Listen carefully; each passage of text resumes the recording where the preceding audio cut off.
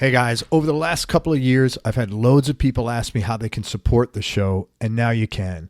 So if you like this show and you want to support it and you want to keep it free, head on over to everyonelovesguitar.com/support. That's everyonelovesguitar.com/support. Thanks for all you do. If you're a business owner and you want to increase your cash flow, or if you're a label or artist and you want to promote new music, then listen up. For information about advertising on Everyone Loves Guitar, including information on geographically targeted ads, go to everyonelovesguitar.com/advertise. That's everyonelovesguitar.com/advertise. Hey guys, I got to tell you a quick story. I recently put in a pair of EMG pickups into my Les Paul Classic, and tinkering with electronics, wires, not my bag. That being said, a little over an hour later, I'd installed the pickups with literally no problems at all. And the quality of the sound is absolutely amazing. I put in the retroactive Fat 55s. That's a new set that they have, and that's because I wanted a vintage, British Brown sound. And these Fat 55s are modeled after the tone of the classic PAFs, which is exactly what I got. The thing I wasn't expecting is it sort of feels like my volume and tone knobs have been expanded to 20. There's like a lot more responsiveness in the volume and tone, and I could even get harmonics now at low volumes on the neck pickup, and any preconceived notions I had about installation being difficult or, there's a problem having a battery in there were totally wrong. The battery thing, it's like putting a battery in one of my kids' toys when they were little children growing up. It's just a total non-issue. And in fact, I'm going to wind up getting the Strat set next because installation for that is even easier because it comes with the pick guard and the pickup's already attached to the pick guard. And if you want to check out EMGs for yourself, now's actually a great time to do this because Rob and Allison are making a special offer available for listeners of this show only. And here it is. For a limited time, head on over to emgpickups.com, buy one or more sets of pickups, and enter ELG in the discount code section of the shopping cart. ELG, of course, for Everyone Loves Guitar. And they're going to give you 15% off, which is huge. The biggest discounts they ever give is 10%. Plus, they're going to give away $70 worth of free bonuses, including an EMG cinch bag, a pick tin, lanyard, stickers, and a t-shirt. Plus, you get a money-back guarantee if you're not 100% satisfied. Plus, not a 2-year performance guarantee on the performance of the actual pickups themselves, but a lifetime performance guarantee. And on top of everything else, you're going to get free shipping. So there's basically no risk at all here for you to try a set or two of EMG pickups. And the great thing about these pickups is, and I got 2 sets, once you install them, and by the way, there's no soldering involved at all, because I couldn't have done it if there was, quite frankly. But once you do install them, all you need to do to swap them out and put another set in is literally disconnect one wire on each pickup, and then you're done. That's it. It's kind of like putting Legos together. It's that easy. So go to emgpickups.com, enter ELG in the shopping cart for your discount code, and that's it. You get to take advantage of this offer right now. Man, this one's always a big challenge. If you want to buy or sell a home or investment property and you're here in the Tampa Bay area, in Hillsborough, Pinellas, or Pasco counties, then listen up. West Florida Real Estate is a local residential real estate broker that's helped over 250 Bay Area homeowners buy and sell their properties in the last 4 years alone. If you're looking to sell, you'll want to get their free report, The 7 Biggest Mistakes Homeowners Make When Hiring a Realtor. And if you're looking to buy a property, you definitely want to get your hands on the 21 Most Expensive Mistakes Tampa Home Buyers Make When Buying a Home. Each one of these reports is going to save you time and money. Inside, you'll discover the 7 most important things to consider when hiring a realtor, what to do if you're buying and selling a home at the same time, and the danger of choosing a realtor who agrees with everything you say. To get your hands on these free reports, head on over to westfloridarealestate.com. That's westfloridarealestate.com. The Be Fulfilled Journal helps you be more honest with yourself and with others and be more open to handling things you've avoided dealing with for years. It's a 12-week online and journal program that helps you identify and eliminate things you do that are causing you stress and live in more gratitude and joy. It was actually developed by a long-term friend of mine who got sober in 2008, and he's put together a great deal just for my listeners. You get the 300-page hardcover journal and access to the 12-week video program online, plus free shipping, plus membership in a private Facebook support group with others going through the program, plus a 5-day mini course showing you how to let go of stuff that's draining your energy, plus a 30-day 100% money-back guarantee. To start your journey and get all the bonuses, go to BeFulfilledJournal.com/ELG. That's BeFulfilledJournal.com/ELG. Hey everybody, this is Craig Garber. Welcome to Everyone Loves Guitar. Man, this is the guitar nerd show that everybody wants to hear. I'm with the one and only Rob Turner, who is the founder and head honcho over at EMG Pickups, and he's also, I've come to know him, extremely bright guy, and through my experience with EMG has literally kind of like revolutionized guitar pickups, because I was, these guys were kind enough to send me a set of pickups. I put them in, and I literally haven't put my guitar down since, and I'm not blowing smoke up anybody's ass. It's just I had no clue that having a set of pickups in here, and active pickups in particular, could make such a difference. So we'll talk about that. But as I said, Rob's the owner of EMG Pickups in Santa Rosa, California. He started the company in 1975, which means he's been around millions of pickup wines, to be conservative. And today we're going to take a deep dive into the world of pickups, and I know I'm going to get a lot of information out of it because I'm not a tech guy, as many of you know. So let me just preface this conversation by saying this.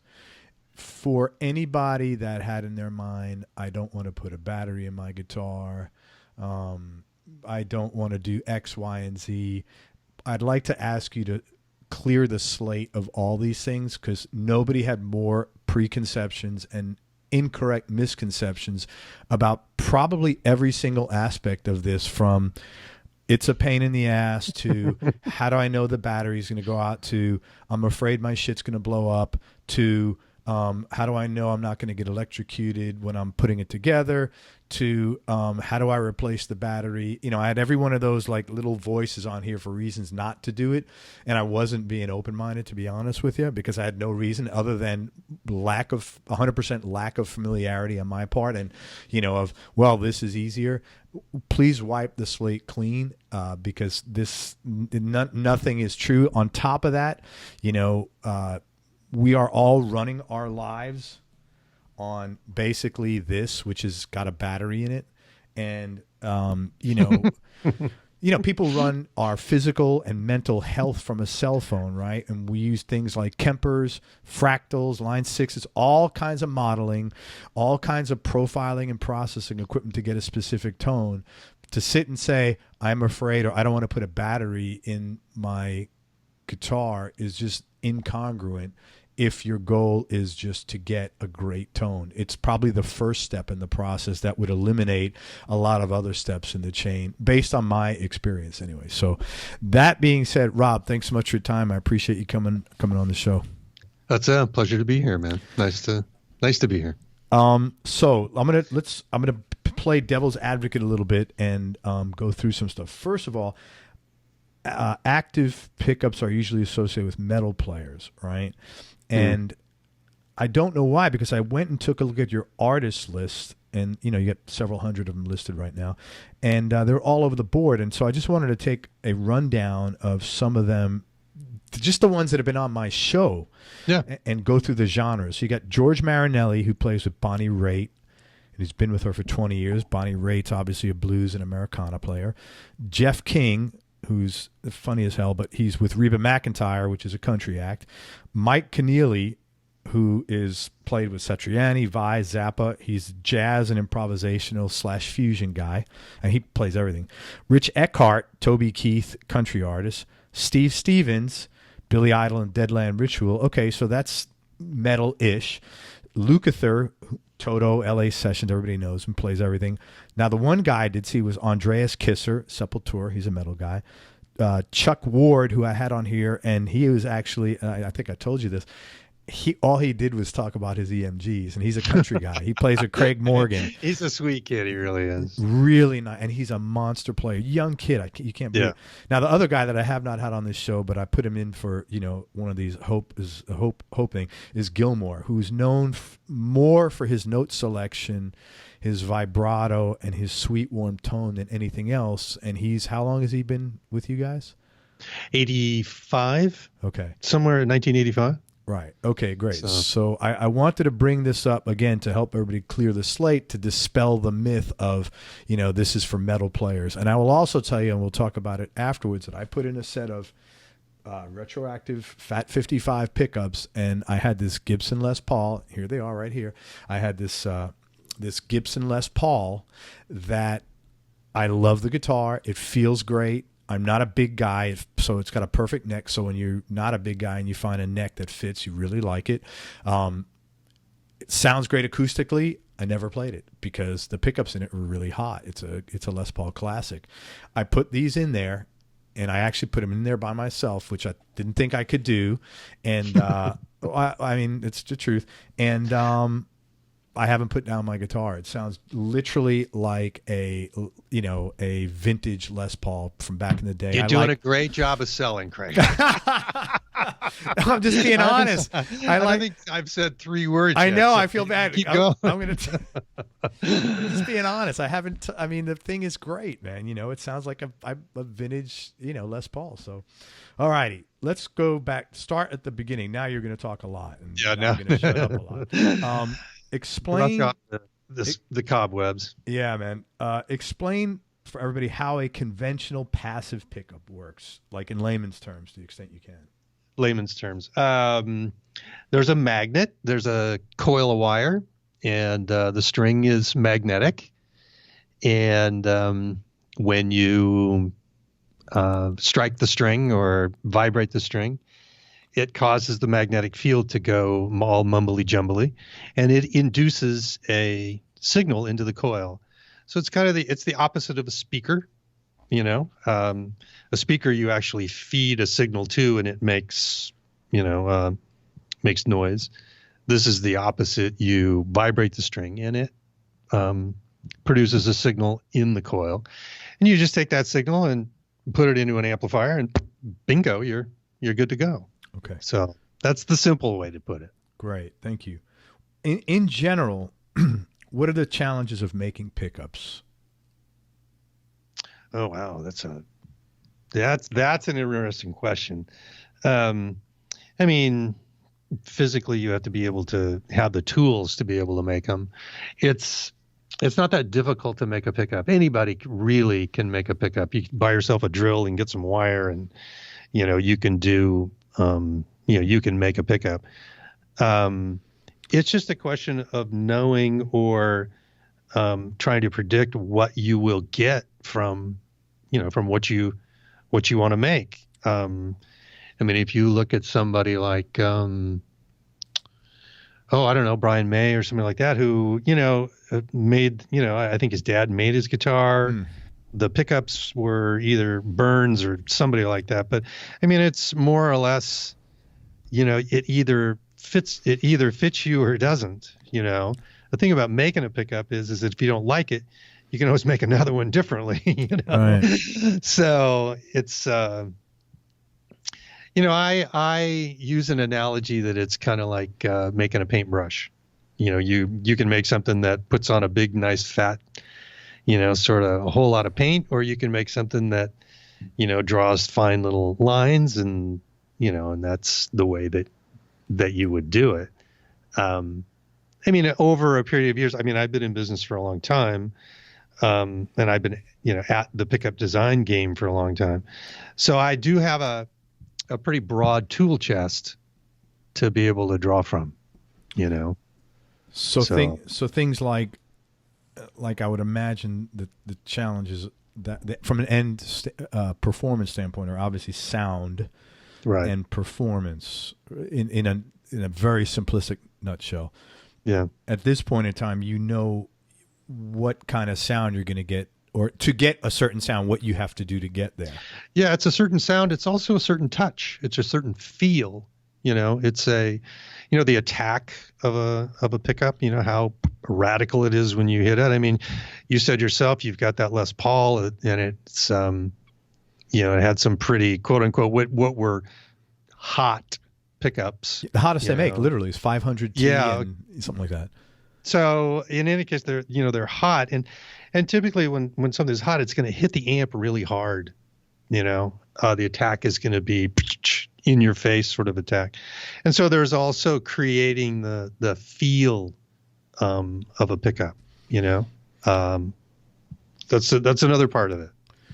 Well, it's interesting that you say that, because that was my biggest, thing, like aha moment. I didn't realize, because I was like, how come for example, I can get tons of harmonics now on the neck pickup, which usually you don't get. I had to, go into the bridge pickup, maybe turn up the tone a little bit.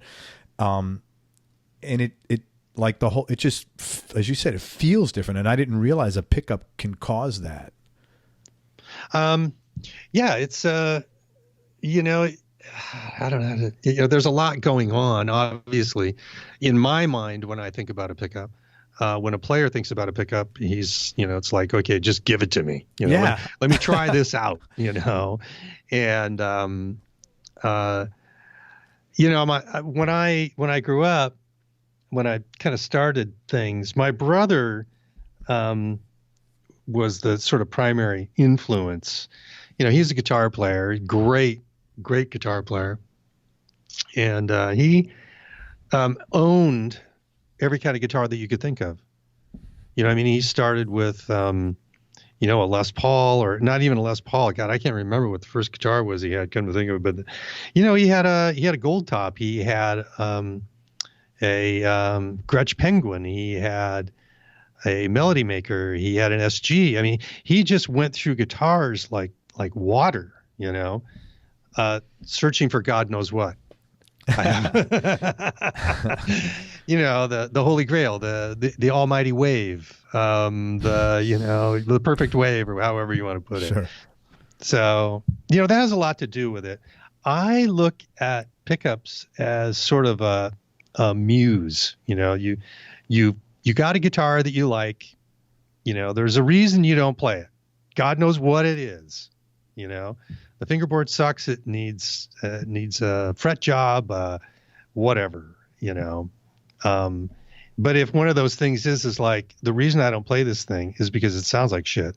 Right. Or it sounds like, not like I want it to sound, then the real sort of job is trying to translate what you want, buy it, put it on that guitar, and have it happen. Right. And that's not easy. No, not at all. So you're almost like, it's almost like you're an artist, and the kind of like the pickups are your canvas, sort of, like, because of the way you do all this stuff. Yeah, it is. It's, a guy I do a lot of custom work for a lot of guys. I do hollow body work and multi-string instruments and a bunch of stuff. And somebody, they'll bring me an instrument that's sort of in its infant stages and say, okay, here, this is what we want to do. Like this guy, Tyler Wells, is making, he's a local guy. He's up in Healdsburg. He works with Tom Rebecki. He's got these 9-string guitars that he's doing that have 2 outputs. There's 3 low strings, like bass, sort of either bass or for droning, or, whatever you would use them for. And then there's like a 6-string, normal 6-string. It's E-tuned. It's like a bass, but there's only 3 bass strings and 6 guitar strings. And so trying to get a balance out of this instrument, because he wants 2 different outputs, one for the bass side and one for the guitar side. And then the instruments every one of them is custom. So it's just it's like a challenge to try to, which is the fun part. I mean, I don't, sure. Throw something at me. I'm ready to go. But it's a challenge to build stuff for these things. And, when they do work, it's just like, oh God, this is fantastic, Yeah. He's got a new customer. He got a call from a customer guy. He says, can you put passive pickups on it? And I just said, just tell the guy no. Just tell him no. Forget it. Ain't going to happen. Yeah. Ain't going to work. So. Right. So talk about now the difference. I did a little research, and I'm going to break this down in simple terms because that's all I could think. The difference between the active and a passive pickup is that the active pickup has a preamp in it powered by a battery. Is that correct? That is true. That's exactly. And what does that do as a result, or not do? Oh, well, the preamp itself is built into the pickup primarily so that it can be shielded. That's sort of the whole deal. It also simplifies the installation when you put this thing in your guitar, because otherwise you'd have a bunch of coil wires coming out, and you'd have to hook them up to a preamp that's like sort of somewhere in your guitar, Sure.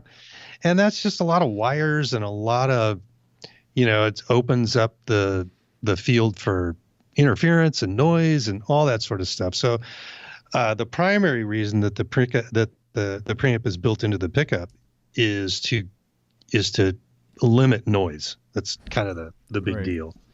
And let's see, where do I go from here? No, that's limits noise, and then it limits noise. It also allows me as an artist to sort of predict the way that the pickup is going to sound. If you bring the coil wires out, you're dragging them, an extra 10 or 12 inches or whatever into a control compartment. Granted, there can be noise happening, but it also will change the frequency response of the pickup. It won't change the feel of it, but it'll basically change the resonance, the bandwidth, all the sort of things the technical things that go along with it. Wait a minute. So you're saying the distance between the actual pickup and the little cabinet here where the electronics are stored, it creates a difference in sound as well? Oh yeah, definitely. The cable that's on the pickup, not as much, but the controls and but if you're bringing 4 wires out, if you've got, a humbucking type pickup, and you're bringing 4 wires out, there's a lot going on in that 12 inches. Yeah. Interesting. So, it's easier to put the preamp in it. And plus at the time, when I was getting started in the 70s, things were being miniaturized.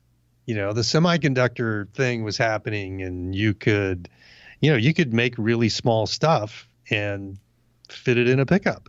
So it was kind of like, why not? Since you mentioned that now, and again, this is not like a sales pitch. I was amazed. And I didn't understand it. So first of all, it's really funny because, the first thing you have to do is cut the solder. And man, I'm standing there thinking, it's like cutting the cord off the umbilical cord. Oh my God. No, like the valve that connects the blood to your heart. I'm like, holy shit. I'm like, I just didn't feel, empowered enough to do that. But I'm like, so I just cut it off. And then, you put it in, and then I put everything together. But afterwards, when I went in and looked at it, I couldn't believe what you've put together, like a little ecosystem in there, man. And everything is it's like Legos. It's as simple as Legos in assembly, but man, that was really complicated. How did you even come up with that idea to build it in miniature, and how did you design all that stuff? Well, I got a lot of time on my hands. No, in layman's terms. This is the problem. You're talking about he's so freaking smart. Yeah, it took some doing. Yeah. To digress, it all got started. I got an email from a guy. We started putting connectors on the bottom of the pickups, I don't know, quite a few years ago, because it was easier when we were testing pickups to be able to just plug something on rather than having, alligator clips and, because you'd be clipping something on and then, testing it and then unclipping it. And there was a lot going on. So it was easier to put a connector on the bottom of the pickup. And I got an email from a guy one day, and he said, why did you stop at putting a connector on the bottom of the pickup? Why don't you just make everything, with connectors? And I was like, okay, dude, I'll take that challenge. That sounds like a really good idea. Wait a minute, how did you get, this is in 70s? How do they email? No. This wasn't until, God, I wish I could, I don't think we started doing connector stuff. I mean, oh, you mean just with the actual, this little Lego assembly? Yeah, thing. just Okay. the Lego thing, which I thought was where you were going. But, God, I don't remember the year that we actually started the whole solderless thing. I don't think it was until 2005 maybe, or something like that. Wow. Okay, so in the past you had to use a soldering iron for this, and so this is yeah. Okay, so take it from there, because that, to me, that's what frankly the only thing that makes it able for someone like me to do that. Like if I had to go in with a solder, that's just not what I do. I don't, that's like a separate. Right. It's pretty rare to find somebody who knows how to solder these days, except somebody maybe in a, guitar repair shop or something, or, a buddy who's, got his old man solder and iron around or whatever. And so I got to the point where it was like, well, this is a barrier for a lot of people. If you don't know how to solder, then, that's not going to be any good. And then the question is, even if you have a soldering iron, do you really know how to use it? Right. So the connector thing just sort of started to make logical sense. I thought this is good. This is a good way to go. And then it took probably took a good 3 months or so to sort of, okay, how do I do this without it costing a lot so that we can still maintain sort of the pricing, to keep everybody like in the loop. We don't want to, push all of this stuff onto a customer, make him pay for it, and then have it be an unhappy experience. Sure. And so it took a while to say, oh, okay, well, let's try this. Well, let's try this. Oh, that sucks. Let's not go that direction. The bus, the little block that you get, it's about the size of your thumb, that you plug the pickups into, that was sort of the glue to, put everything together. And that's actually changed a couple of times, because when we first came out with it, you couldn't daisy chain. There were certain things that you couldn't, you couldn't do certain layouts with it, control layouts. But the way that we do it now, so when you buy a pickup, you get a volume and tone control. If you buy two pickups, then you end up with two volumes and two tones. And a lot of guitars maybe have just a selection switch and a volume and tone. And so you've got more than you need, two volumes and two tones is sort of the max. It's the Les Paul, it's the SG. It's sort of it's more controls than you really need. Sure. But it's cool. So it had to be so that if you got enough parts and you could go, oh well, all I need is a volume tone. And you need to be able to do all that. There's a video that I do on our site that's, I think it's a Zach Wild installation or something like that.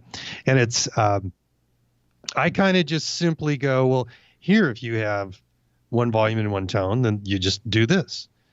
And then I just sort of disassemble it and I go, well, if you have two volumes and one tone, you just do this, and so it just makes it so easy.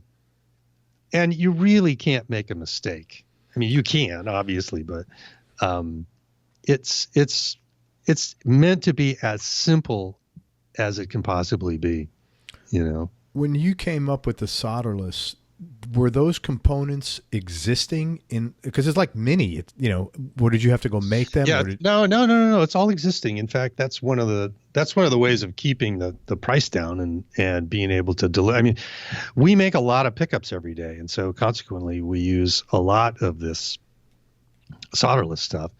And so no, it's Molex is the name of the company. They make the connectors. It's very standard. If you're sort of a electronics guy and you work with connectors and the like, it's very standard. In fact, I mean, given some of the stuff that they do now, these connectors are actually sort of pretty beefy. They're all gold plated, so everything is like top notch. Yeah. And they're beefy. Whereas a lot of the connectors and stuff everything is getting smaller and smaller and smaller all the time. And, it's not so easy when you're doing stuff with your fingers.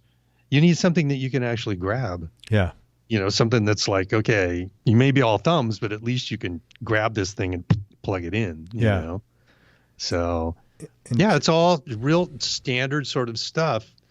I think some of the other guys in the industry are using it. I think the Fishman stuff uses the same connector setup. Hopefully we've started something that will carry on. When I originally designed the whole thing, even the connector on the bottom of the pickup was so that it could be kind of like baseball cards. You could trade pickups with your buddies. Yeah. Because every guitarist has a box of crap. Right. Or several. Every drummer has a trash can full of crap, but every guitar player has he's got a box of crap. And, usually there's a pickup or two in it here and there. And, your buddy might come over and go, hey, what's that you got in your box there? By, cutting off the strings and undoing 4 screws, you take this out, you put this other pickup in, and you could end up with something that's, might help you write a song. You never know. No, totally. So, well, that was the other amazing thing. Like once I had it in, then it dawned on me, like, wait a minute, now it's literally like Legos, because to get another pickup in, I just have to take the pickup out and then put it, snap it right back in. Right. That was really the, it wasn't like, oh, I did all this work, and it would have been well worth it. But now it's you did all this work and you've got a universe of pickups and sounds to choose from, which I thought was really cool. Yeah. No, that's the industry itself, the guitar pickup industry has always, at least the passive side of the business has always been very sort of, it has to be like this, and, it has to be this color. And, I get a magazine from England. I think it's, God, I wish I could remember the name of it. It's Premier Guitar is what it is. They're really pretty magazines over there, aren't they? Oh God, it's amazing. Yeah. But the pictures of some of this stuff, they sort of disassemble these old guitars. And believe me, I have a lot of respect for old guitars. They are, they have a specific tone to them. And if you're the kind of player and you find a guitar that works for you, I'm like, stick with it, Sure. But God, some of the cable has to be like this, and the pickup has to be soldered. If it's not soldered like this, then it's from 1968, and it was done by somebody else. And I just, I love that sort of thing.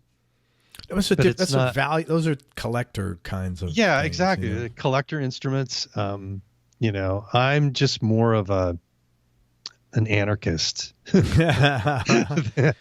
man, you're a punk rocker. I'm trying to stretch the boundaries a bit. So let me ask you this now. Let's talk about in an active pickup, right? What are some of the important benefits that it delivers, and tonally the differences between active and passive pickups? The active pickup was primarily designed for low noise. That was when I first got started, I was building Stratocaster pickups. And that's what I started with. Actually, I shouldn't say that. My first active pickup was actually a humbucker, but the Stratocaster is a single coil, and it's nothing but a noisy, a noisy pickup. I mean, it's just meh, And on guitars that have passive pickups in them, you have to ground the strings. It helps reduce the noise. But even a single coil pickup, when you grab the strings and ground them with your body, they're still noisy. And what was happening was I was trying to get a certain sound. I was trying to experiment with different sounds of the pickup. In other words, different tone, different slope, different feel, different magnets, different, all that sort of thing. And the buzz was just getting in the way. I was just like, I can't hear what's going on. I want to sit, 2 or 3 feet away from this nice Princeton reverb, but it's going meh. And I was just like, this is not working. I gotta figure out how to get rid of this. And, I already had an electronics background. We can get into that later, but, sure. But I kind of said, okay, here, I need to do something about this. I got to get rid of this noise because I can't really hear the pickup, and that's sort of the way that, that I started with that. The difference between an active and passive pickup is, don't get me wrong, a pickup is still a pickup. It produces a signal, and, and if you can play with it, you can play with it. But the idea was to get rid of noise. The other idea was to have a low impedance output. And I know that can be a bit sort of technically, people are like, okay, low impedance, whatever. But it allows you to run a cable for a long distance. It allows you to record direct, which is really a nice thing. Without, you don't need to use a direct box. If you want to split the signal, obviously you're going to need a direct box, but so you can record direct with it. You can play through an amp with it. It sounds the same, or should pretty much sound the same, depending on the wireless unit. Through a wireless, it should sound the same as it does through a cable, which is really important if you're a guy who's recorded a bunch of material you're the guitar player for Shania Twain, and you played this lick that is on the radio every day of the week. When you see her live, you better play that lick, and it better sound like that lick, because right. If it doesn't, you're not getting the gig, And so it's important to have, consistency, especially in a recording, from recording to a live performance. This is something that a lot of, through the rock and roll era, live performance was always considered something completely different. But, the rock and roll era anyway. But when you get into the pop music era, you get into country music as well, sort of highly produced music. Yeah. Live performance is definitely a huge sort of extension of the recorded performance. And so being able to have the same sound wireless as through a cable is a huge deal, especially if you're running around the stage and you've got fireworks attached to your guitar, and you got, and Lord knows, and the drummer's over on the other side of the earth, and you're wearing in-ear monitors. It's not the same as standing up at a beer hall and playing your guitar. So the tools need to be sort of geared towards that. And that's one of the things. And active pickups too, if you've got passives and you're moving around a stage, you might get over a lighting truss, or you might end up standing next to somebody where they want you to play the solo, and there's a computer monitor right underneath you, and it's going, so all of that stuff has to be considered. Now, when I originally made the pickup, like I said, I was designing for tone, and the noise got in the way. I think that's the best way to put it. But my intent was to make something clean that was understandable. It's like when you say, but I can hear every harmonic. I can tune the guitar in the rhythm position. I don't need to go back to the bridge to tune the guitar, to the bridge pickup. Well, those are the things that over a period of years, I've learned this is what I like in an instrument. This is what I want to hear, you know? And so for me, it's kind of the more the merrier. You know, when you play a chord, you hear every note distinctly. Those are all parts of a part of designing a pickup for sound. I mean, the other reason to have an active pickup, you know, yeah, I don't disagree that having a battery in the guitar is a great thing, but if you want the results, you got to have some kind of power supply. Right. And that's just sort of the way it goes. When I originally designed the pickups, though, my intent was to have something that drew so little current that the battery was not even, it wasn't even an issue, you know? So this is the same thing. It kind of goes back to the whole connector thing. Well, how did you come up with that? Well, I thought about it for a long time, you know? I took as many resources as I could and I put them together. And it was the same with the battery. You know, it's like, okay, God, how do I make this a non-issue, you know? And I think that when we originally came out, I mean, there were people who said, well, batteries are for flashlights. They're not for pickups. And, anybody who could come up with an excuse about putting a battery in their instrument came up with one. Sure. And so it really held a lot of people back. But, you know, we had so many favorable reviews, and I don't mean to say published or anything like that. You know, we did a lot of business with guitar repairmen. John Carruthers in LA was probably one of the primary guys. John, I don't know if anybody, you talk to any professional player in the LA area, everybody knows who John Carruthers is. He's like the ultimate guitar repairman. And John in the early 70s helped me. He was like, Rob, this doesn't work. You can't do that. You got to do this, you know? And he sort of coached me into doing certain things that I was like, I don't know if I want to go there. He goes, trust me, it'll work, you know? And so, and we had other, oh my God, there's so many of them. Ken Fallon, Roger Sadowski. Oh God, there was a guy up in Michigan who was just the greatest guy. Todd McCagg was another one. These were repair guys who were like, they were like big believers. They would have customers come in the door and they'd say, look, you got to try this stuff. You won't believe it. It's amazing, you know? And they would, and players would be like, yeah, okay, and in their orders, these guys would just like order up and it was like, oh, this is amazing. I couldn't believe it, That's really cool. And so, that's sort of, we listened to what the repair guys were saying because they're listening to what the musicians are saying. And we sort of went through this whole translation process and that's kind of, how the development, the putting the icing on the cake, more or less, To your point about, or to anybody listening to the point about the battery in the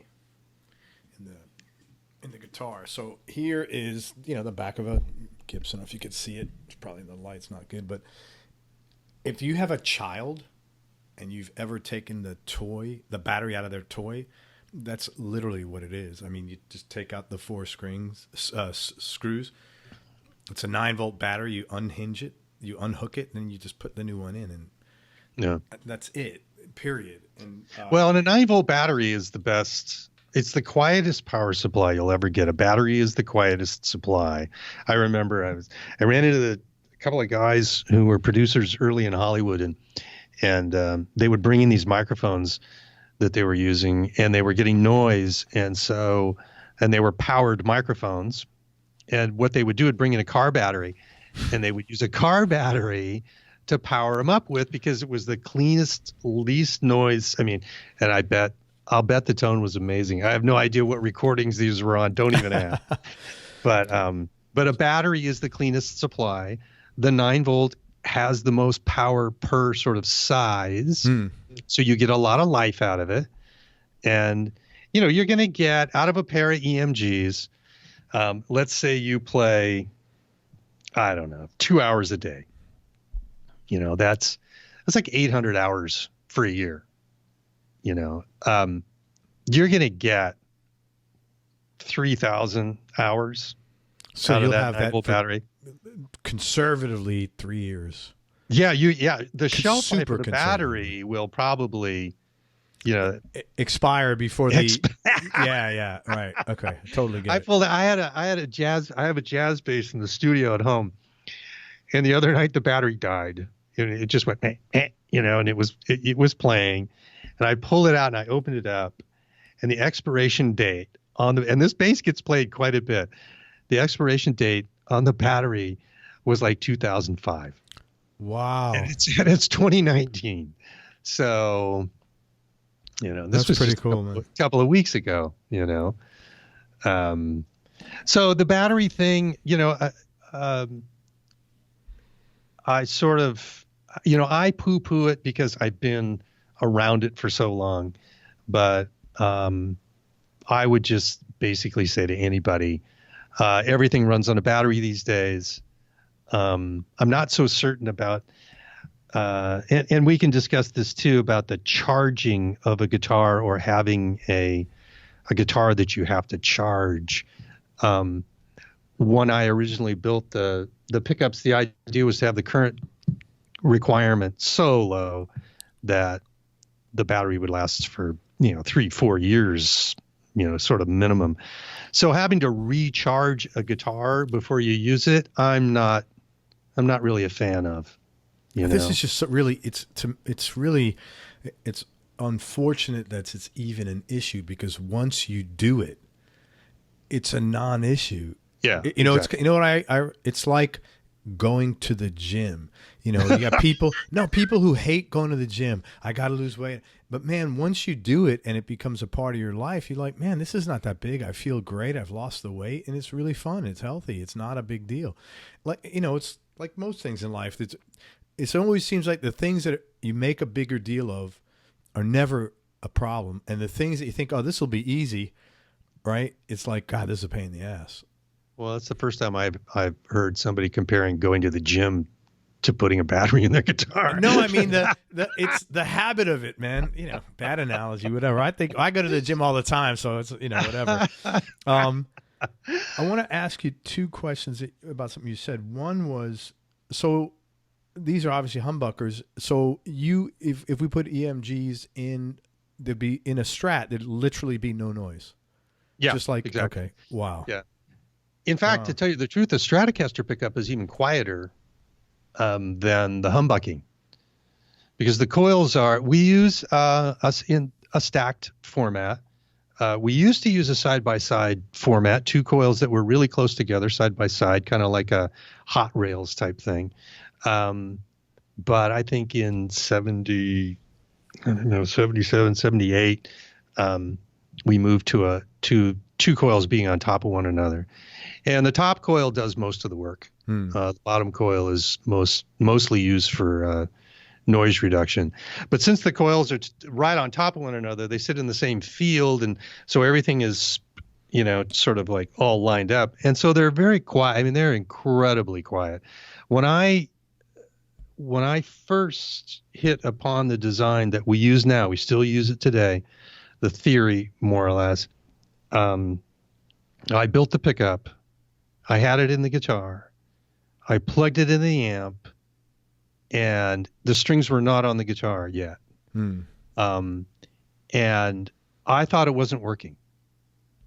I turned the amp up to like 3, and I'm like, I don't hear a thing. This is not working. Something's wrong.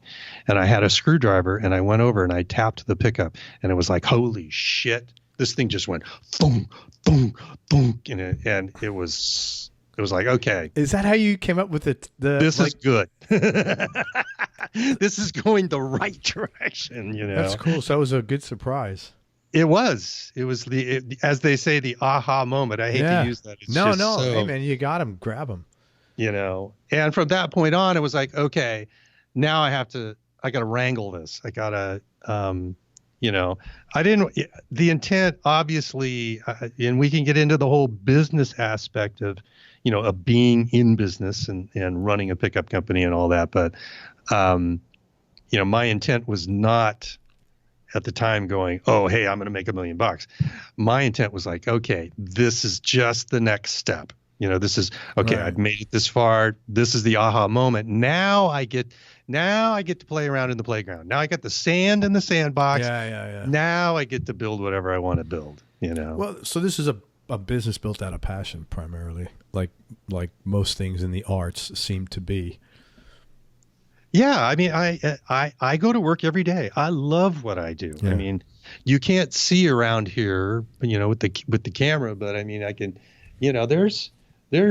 I have 3 benches, and the one that I'm talking to you on is the design bench. It's where I do all the printed circuit work, all 3D, all of that sort of thing. Behind me is the electronics bench where I got spectrum analyzer, power supply, generator, oscilloscope, all those sort of things that I play with. And then I have another bench that's like the workbench, and it's got the solder and iron and the wrenches and the screwdrivers and all that stuff. So I've got a sort of playpen, which is great.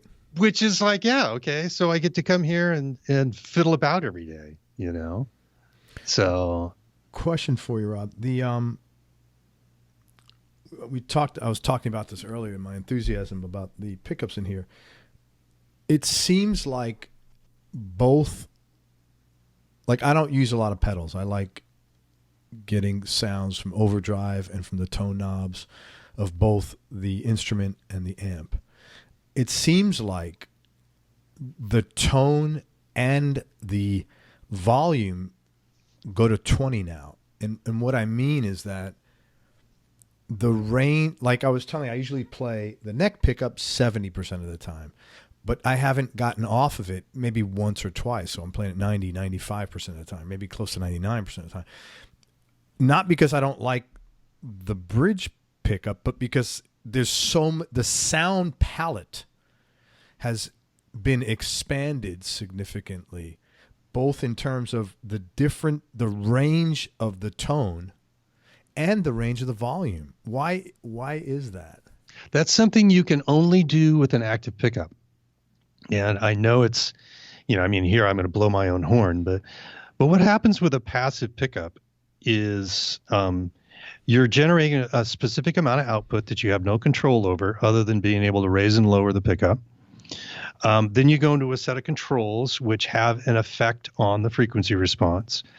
And by that, I mean it changes the slope or the Q or the amount of output that you have coming out of the pickup. And then you have a guitar cable, which totally changes everything. I mean, it just throws it all, it doesn't throw it all out of whack, but if you, so you're given a set of tools that you have to sort of deal with, and so that defines the sound of the pickup. In an active pickup, what I can do is I can sort of recreate that cable. If I want a shorter cable, I can recreate a shorter cable. If I want to recreate, I don't want to, like 250K pots instead of 500, or I want to change these sort of things, I can use the preamp to do that with. And I can either increase the gain if I wish, or decrease the gain if I wish. I can use different magnets to get a different feel from it. I can use pole pieces. I can use a bar. I can use all of those things as sort of the toolbox and give a predictable sound every time. But I'll tell you something too, and that's a dangerous thing for me to say, because when you put a pickup on a guitar, it's at least an EMG. Let's put it that way. I won't say about other active pickups. I just don't even want to go there. But when you put an EMG on your guitar, it's going to sound like that guitar. It's not going to sound like an EMG. It's going to sound like that guitar. And it's one of the reasons that we don't make Rickenbacker pickups, is because Rickenbacker pickups have a very unique sound. If you got a Rickenbacker, keep it as a Rickenbacker. Don't mess with it. You know what I mean? Yeah. That's because that is a very peculiar network of guitar made with masonite, you know, with pickups with rubber magnets in them, and it's just a very unique system that gives the guitar a very unique sound. And so that's sort of the way it is. The pickup itself is, I don't want to use the word accurate, but I think that's a pretty yeah, I think that's a pretty telling word, accurate. And that's one of the reasons that, so when I originally designed pickups, it was for studio work. It was not for heavy metal. You know, we worked with Larry Carlton, and we worked with Steve Lukather, and for bass we worked with Lee Sklar and Bob Glob. Oh wow! And all of these guys. I mean, they were all Carruthers customers. They were all LA, the LA guy. Guys, Yeah. Okay, you know? Gotcha. And in fact, probably the most highly recorded bass is Lee Sklar's. You know, he's got this bass that's a Charvel body and a Charvel neck that he threw together and put a couple of pairs of EMGs on the old style. And I mean, it's probably the most highly recorded instrument ever. That's cool. You know, he takes it to every session, you know. So the that was the intent, was to design for the studio. The clarity of it, the accuracy of it, the slope of it, which is a word that I love to use, is just simply works best for heavy metal, because there's not this really fat mid-range tied into it. The coils are treated separately. They're not in series like a standard humbucking pickup. And so in doing so, you end up with a cleaner sound. I mean, I could mention technical aspects of it. It depends on whether you want me to or not. But basically, you end up with an active pickup, you end up with a cleaner sort of, you know, like I said, each harmonic is very uniquely understood. It's the slope of it is just, you know, it's just on. And it works great for heavy metal, you know. Well, for the two things that I've enjoyed most is, it's the sound I wanted. It's a vintage guitar, right? So that's number one. And then even within that now, the palette, the range, again, because of not just the tone knob, but the volume knob, it's just, it's probably beyond what I deserve, because I'm not. Yeah, so an active pickup, when you mention the volume knob too, in an active pickup, when you turn the volume down, the tone doesn't change. Right. Whereas on when you turn the volume down on a passive pickup, you're totally changing the entire slope of the pickup, the resonance. I mean, everything changes. Right. And sorry. So there you go. That's why there's another benefit, so to speak. I was noticing, like, even at really low levels, that tone knob was still on, like, 20. I still had that range where if I went from 1 to 3, I noticed it, or from 3 to, and you don't usually get that. That's what I was like, holy shit, this thing is amazing, Well, yeah, the idea is sort of predictability. Anyway, you know what you're going to get, given what you're up against. But you are also, you're probably a unique player. A lot of guys plug into an effect sort of immediately, and that's one of the other things too about, active pickups versus passive pickups. When you take a passive pickup, it depends a lot on what you plug into first. If you plug into a wah-wah pedal, or if you plug into somebody's fuzz tone, or whatever you plug into, in a manner of speaking, you now have an active pickup. Right. And depending on how well that effect is made, how much headroom it has, how much, what its bandwidth is, what its sort of front end is made out of. It's obviously not a tube. It's a transistor of some sort, then you now have a quasi-active guitar. Right. And depending on how well like that effect is made, if you're going to take it and plug it into a Bad Cat or a Walter amp or whatever you're going to plug it into, you're not going to get the same results as if you take the guitar and plug it directly into the amp. I mean, that's the way it was designed. You know what I mean? Yeah. Leo didn't throw a wah-wah pedal or a fuzz tone in front of it. Jimi Hendrix did. And so, granted that changed the world. It put a whole new set of paints on the palette. And so, but that is an aspect of it. If you do use effects and you use a lot of them, you've sort of kind of butchered the sound of your guitar. But, you know what I mean? As far as dynamically plugging it directly into the amp is, that's the way it should be. But even if you are using effects, you're still going to get that, like, for lack of a better term, the 0 to 20 on the tone and the 0 to 20 on the volume. Yeah, with an active pickup. Yeah, right. Definitely. But with a passive pickup, you're not getting the same relationship that you do when you plug it directly into the amp, when you plug it into an effect. And that I find as, again, that's just something different. I mean, it's done every day. Sure. Guys take passive pickups, plug them into effects. They have great tone, so it's not something you can, there's no arguing about it. Right. Hey, let's step out of business out of pickups for a minute. Where'd you originally grow up? I grew up in Long Beach, California.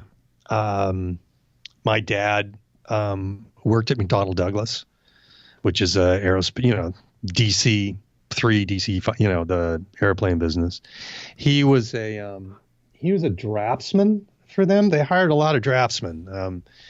The other reason my dad got hired as a draftsman, he came from Omaha, Nebraska. He grew up in Omaha and was a model airplane builder.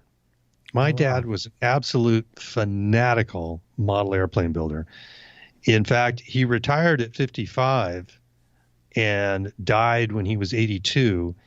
And from the day he retired, he built model airplanes for 27 years or whatever. And he just could not get enough. Just love building model airplanes. Yeah, exactly. That's cool, man. And so that's an older but everybody, hobby. You don't see that much. It's a great hobby. Yeah. It really is.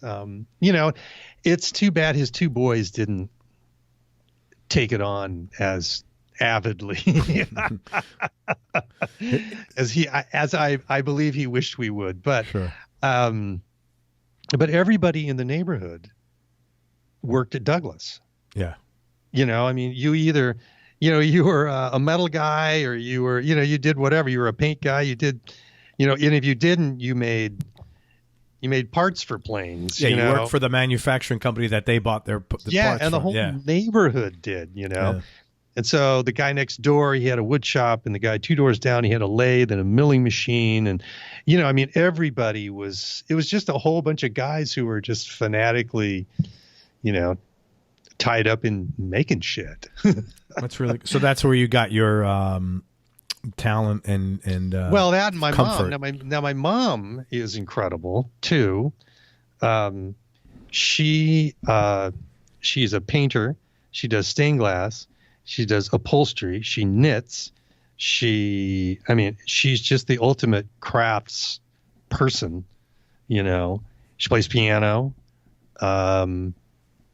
So yeah, it was it was just a great mix, and the environment was perfect for guys like me and my brother. And we were sort of taught to tinker at an early age, And you had the creativity, the fun stuff from your mom, and the creativity on both ends with the tinkering from your dad. Yeah, exactly. Yeah, that's really cool, man. Yeah. What attracted you? Started playing pickups in high school, and okay, you should know this too. Yeah. I don't play guitar. I know that. Well, I was going to say, you were a drummer and your brother played guitar. I can play guitar, okay, but it's not my instrument. Right.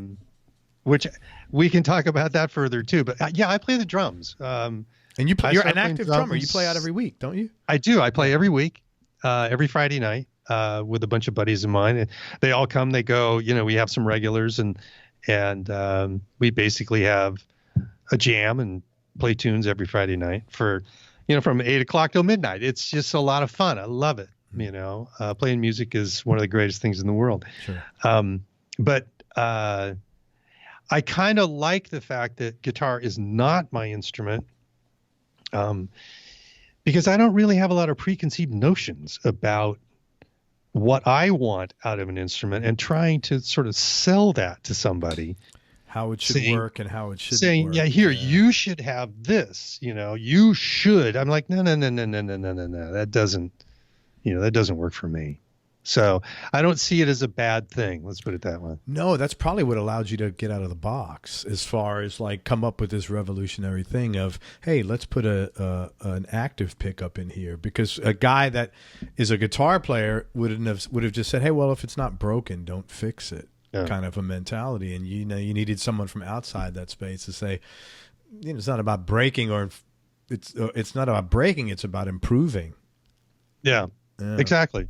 Well, my dad, and then so in any case, just to continue the background, my dad was always, while he worked at Douglas, was always looking to get away from Douglas, and he invented 2 or 3 products, that didn't fly, like a lawn edger. I mean, hell, you grew up in Southern California, everybody's got to have a lawn edger, and and he tried some oil equipment stuff because there was a lot of oil in Southern California, and but so he was also a private pilot. He rebuilt a plane in the garage of our house. Wow. An air coupe. You could check it out, a little 1-person type thing. And so he was always sort of air driven. Yeah. And so when he started flying, he wanted to find out, any pilot, you need to know about communications, because you've got to communicate. You got to talk to the tower. You got to know where to taxi when you land. So you got to have, approach and all this other stuff. So he invented, or took a transistor radio, 9-volt transistor radio, modified it, and turned it into what was called the Skywatch radio. And on it, you could monitor airport traffic. And so you could listen to the tower, you could listen to what the pilots were saying, all this sort of thing, on a little like 9-volt transistor radio. And so he modified the first few radios were just sort of modifications, and he showed them to a couple of people, and they said, hey, wow, if you can make these things, we can sell them. At every Dragonfly Aviation 2-9er diner, you name it. I mean, these guys were. It was before the scanner was made and all those sort of things. So it was a great tool at the time, and I was hired by my dad to tear the antenna out of the radio, tear the coil off, rewind it, and put them in a box. And I learned about solvents very early. I learned how to wind coils very early, and I got paid 25 cents a piece, which at the time was like probably huge. We're talking 1960. Oh my God, was it 1963, 1964, or something like that? 25 cents a piece was you could do. I was making more than minimum wage. Let's put it that way. Yeah. So he got into that, and it turned into a business, and he quit Douglas and put my sisters through college. And then he got involved in having the radio made in Japan, because at the time that's what you did. Now you go to China and have it made. Right. Well, at the time you went to Japan to have it made. And so we had a buddy, family friend, who was a ham radio guy, and he said, hey, Bill, it's my dad, if you're going over to Japan, why don't you bring back 3 or 4 radios, ham radios, that we can, that I can try out. And my dad was like, well, okay, cool. Because at the time you could only buy like USA made radios. You couldn't buy, Panasonic and I'm talking receiver transmitter ham radios, not, your commercial type, just a listening radio. You could buy Hallicrafters or Swan or General or, just basically USA made radios. And so my dad was the first one. He found this radio. The company was called Yaesu. My dad said, okay, let's start importing these things. And so he sort of got out of the transistor radio business and got into importing ham radios. And so at that point, this all happened. So your dad was quite a hustler. Yeah. No, I mean, in a good way, like, as an entrepreneur. Oh, yeah. Yeah. I mean, he's totally legit, and yeah. And this all happened in the garage, in the back of, they added onto the garage, and these guys would come to work, and these Japanese guys would fly over from Japan, and they'd stay at the house, and my mom would cook them dinner. And so I had a very sort of international kind of upbringing, when I was at a very formidable age, 13, 14, 15 years old, Navy guys, ex communications Navy guys coming to work at the house, and so I learned a lot. I just learned a tremendous amount, and I loved it. I'd come home from school every day and, grab a Coke or whatever and go out into the shop and go to work. And it was fucking great. The other really cool thing that you probably weren't realizing, and there's no way you would have at the time, is watching your dad having to go and try to create this thing several times. What a good lesson for you when it came time to, you had no problem. You knew the drill, sort of like, okay, I'm going to put this design together for these pickups. I know this isn't going to happen overnight, and I know it's going to take iteration after iteration. You lived this already. And you watched it. So I bet that was great training for you. The funniest part was I did my first NAMM show. I met a couple of guys there. One of them was Frank Garlock. He was the sweetest guy in the world. He was an advertising salesman for Downbeat magazine. And he was like, okay, well, I'm going to introduce you to some people, and because I think this is a great thing. And if it goes, I want you to buy some advertising from me. And I was like, okay, that's a bargain. Yeah. And so he introduced me to this guy. I wish I could remember his name off the top of my head right now, but I can't. And he was a sales rep who worked for Sun Amplifiers. If you remember back in the 70s, SUNN, it was a big deal. And he had worked at Standell and a couple other companies. Those are other older amp companies. Yeah, old amp companies. And so after the show, he said, I can't rep you because I work for Sun. I'm a captive rep. But what I do want to do is I want to come out and I want to meet with you and I want to talk with you and we can talk about the product line, and maybe I can introduce you to some other sales guys who can really help you out. And it was really funny. I told my dad, I go, yeah, I got this guy coming out who I was introduced to. He's a salesman. And my dad said, do you mind if I sit in on the meeting? And I was like, well, no, I mean, me and my dad were close until the day he died. I mean, that's great. And so what was really funny was, this guy came in and we started to have this conversation, and my old man was like, you mean you can sell this thing? And the guys sort of looked at him and went, well, yeah, we can probably sell a lot of these things. And at that point, you should have seen the smile on my dad's face. I mean, it was just like, he was probably proud it was like he had sold his son to the LA Rams. You know what I mean? It was like, oh, okay, I got a football player. I got a contract with the Rams. I mean, it was just that's really cool. Absolutely hilarious. And from that point on, I won't say that my dad was not supportive before, but after that, he was not, how do you put it? He was all in, no questions. He was all in. Very good. Thanks a lot. Yeah. That's a great and that story, was man. that was really nice to have. Yeah. That's really cool, man. You know how important it is when you have kids, and that's really cool. Yeah. Um, when you, sorry, you've been doing this for 43 years, which means at this point, it's actually quite, you're vintage, right? Yeah. All right, these are vintage things. We are. I mean, they in fact, are. We're in the New York Metropolitan Museum right now. Are you? Very cool. Yeah, there's a whole guitar thing going on right now, and we're in a lot of guitars. That's really cool. Oh, you saw the exhibit. You were in the city. Did not. I wasn't in New York. I was in DC and Boston, but Allison, my daughter, went, and they took pictures. And there's a Steve Miller Joker guitar. There's the Kiss guitars. We did a lot of work with Kiss in the late 70s and early 80s, and a lot of the stuff that we did with Guild guitars. This is all, I don't know how they sort of procured all this stuff, but it seems to be mostly late 70s to mid 80s stuff. There's some Metallica stuff in there too.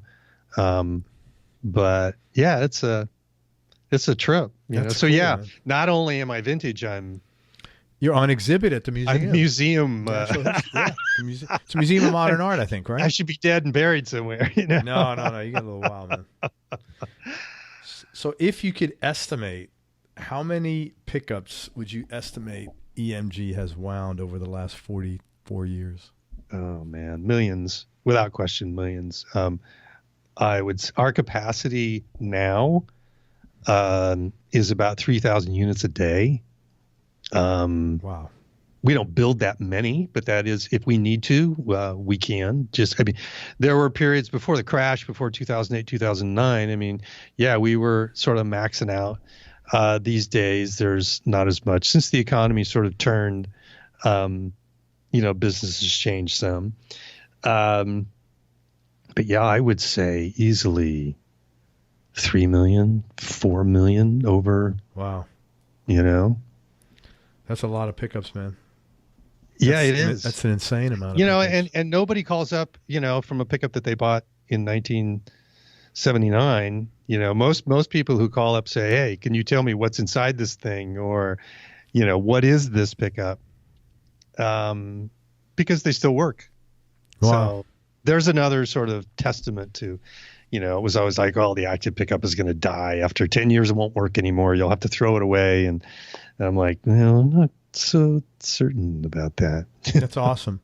Because I'll tell you what, I've come to I was just telling my wife last week, everything for the most part is disposable. No matter what you buy, it's not going to have a life of 3-5 years for them. Right. Any household appliance, maybe if you buy some good tools, they'll definitely last you. But like shower heads or just general stuff you need, you rent a barbecue grills, shit just falls apart. You rent it, for X amount of time. That's amazing. And things are obsoleted now too. Yeah. Which is something, about the industry, the music industry anyway. It's very difficult to step out of a box. Fender still makes Stratocaster, Telecaster, P-Bass, and Jazz Bass. And it's very difficult for them to sort of like, come up with a product. I don't think Fender's ever come up with a product that's been as popular as a Stratocaster ever. No. Since their beginning. And the Les Paul is still probably the primary selling instrument for Gibson. Yes, for sure. If you look at Martin, they never tried to make electric guitars because, they did actually. I shouldn't say that, but it wasn't successful. And so, when you're in this industry, it is very difficult to step out. You sort of get branded, and you have to kind of take that to the bank. You have to revel in it. It's one of the reasons that a lot of what I work on, as far as an R&D thing goes, not that I don't work on electric guitar, but I do work on banjo, and I work on, for instance, Steinberger, all of the violin stuff that they're doing these days, that Ned is doing, the upright basses. We do all of that work for him. Oh, wow. Yeah, we do a tremendous amount of different things because I like to dabble in different instruments, banjo, archtop, anything with strings on it. The magnetic pickup is a perfect stringed instrument transducer.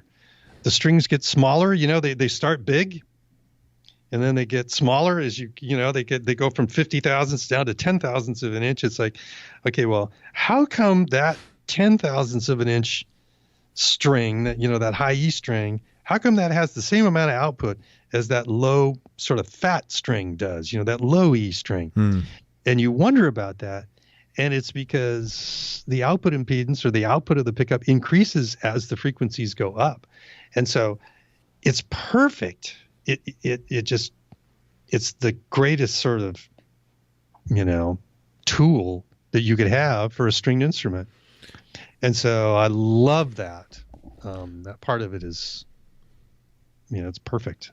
It's so cool that you've been doing this 43 or 44 years and you're still passionate about the nuts and bolts of what, the enthusiasm you have over that a low string has higher output than, that's not. Oh, the high string has as much as right. As the low. Yeah. It's a that's total really cool. trip. But that's really cool that you have that enthusiasm after 44 years. And I totally get it as far as like you want to do other stuff. That's like an entrepreneur thing. I think you don't want to. The worst curse I could safely say for most entrepreneurs is having to do the same thing every single day. So I totally get, I like to do banjo. I like to do, the upright basses, the Steinbergers, the arch tops. I totally get that, man. Yeah, definitely. it's fun. Yeah. You also build your own machines to test the pickups as well. Yeah. Correct? We build our own machine. We build our own winders. Okay. All the coil winders we make here. And then, I build all of the anything that I want to test the pickup with. It's there isn't a specification, quote unquote, for a guitar pickup as far as output goes. And so I built a machine that it's a striker basically, and you mount the pickup in it, and it hits the pickup, and it hits the pickup with a piano action.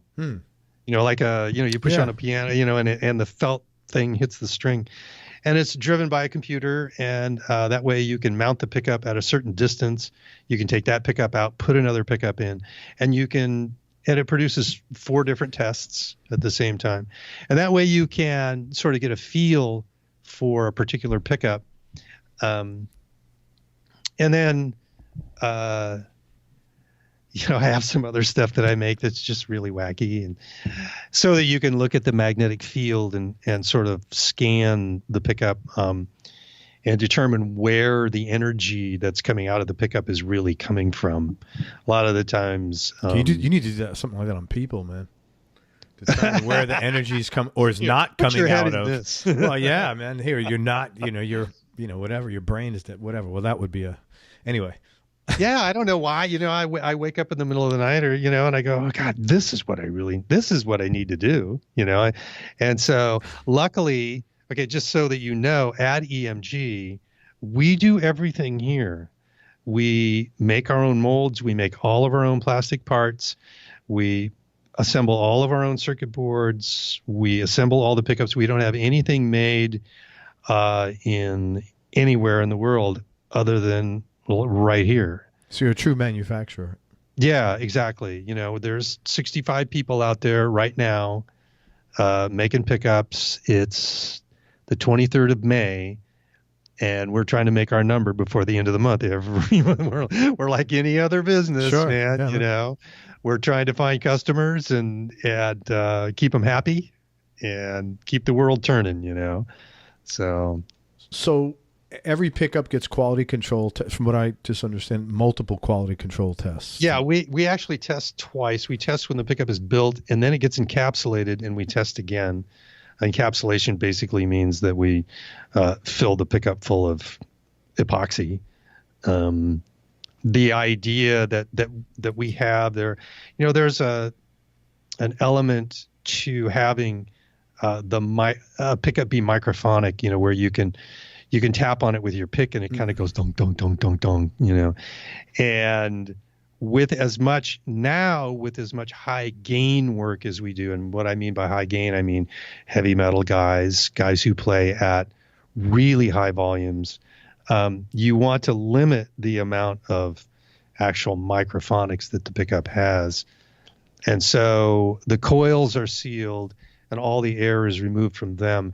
And then we also fill the housing full of epoxy in order to get rid of that microphonic aspect of it. Holy smokes. But that's also that style of pickup, the 81, 85, the pickups that you have that you put in the retroactives. Yeah, Fat 55s. That's an open coil pickup. There is no cover cap. And so there are some microphonic elements to that lend themselves to feedback. Certain things that you might want to get out of a pickup. Yeah. Those are, I'm not one of those people who says, oh, well, an EMG is the only way to go. As far as design goes, maybe the original EMG you need because, like an 81 or an 85 or a 60 or any of those, because, you're playing in a high gain situation, all that sort of thing. Now, we also make open coil stuff, so it's, it just depends on the paintbrush you want. You come to me and I've been around a long time. It's like, oh, okay, well, here, if that's what you want to do. Oh, well, here, you need to start here. You know what I mean? It's just sort of, I won't say sad, but like Fender with a Stratocaster, like Gibson with a Les Paul, it's EMG with an 8185. Right. It's kind of, it's a pigeonhole that's very difficult to get out of. Well, I'll tell you right now, these are the retroactive these are is definitely amazing sounding pickups. And believe it or not, the retroactive pickup is a model. It's sort of the antithesis of the first pickup that I built for my brother's 355, which if we wouldn't have torn apart would probably be worth $50,000 right now, So, but to be young and foolish is it's a good thing. So, hey, I want to go over. There's just a couple of things I wrote down that things that I had in my head that versus my experience in them, and just to share them. So the first thing I had in my head was that it's a pain in the ass to install the pickups. I felt that it was intimidating, and I said, I know I'm going to have some downtime to bring my guitar to a luthier. That was what I had in my head. In reality, it was not a pain in the ass at all to install the pickups. It was very systematic.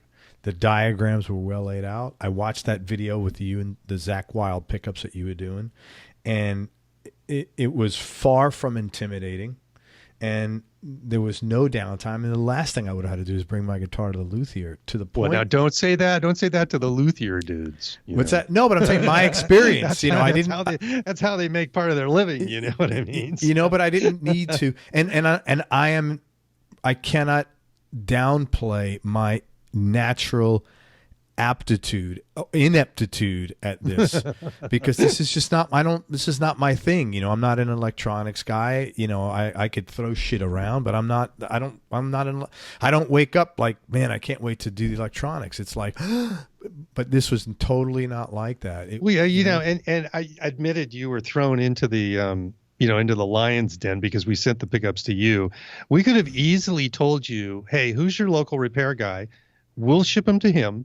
Take your guitar down there and you can have him put them in. Yeah. But you don't need to do it yourself. You can always just take your guitar to some guy, and if he's going to do a fret job or a fret dress or whatever, and, you just give him the guitar and say, hey, do me a favor, put some EMGs in it while you're at it, and so, and it's easier for luthiers to do. It not is. Like they're going to charge you any less, but hey.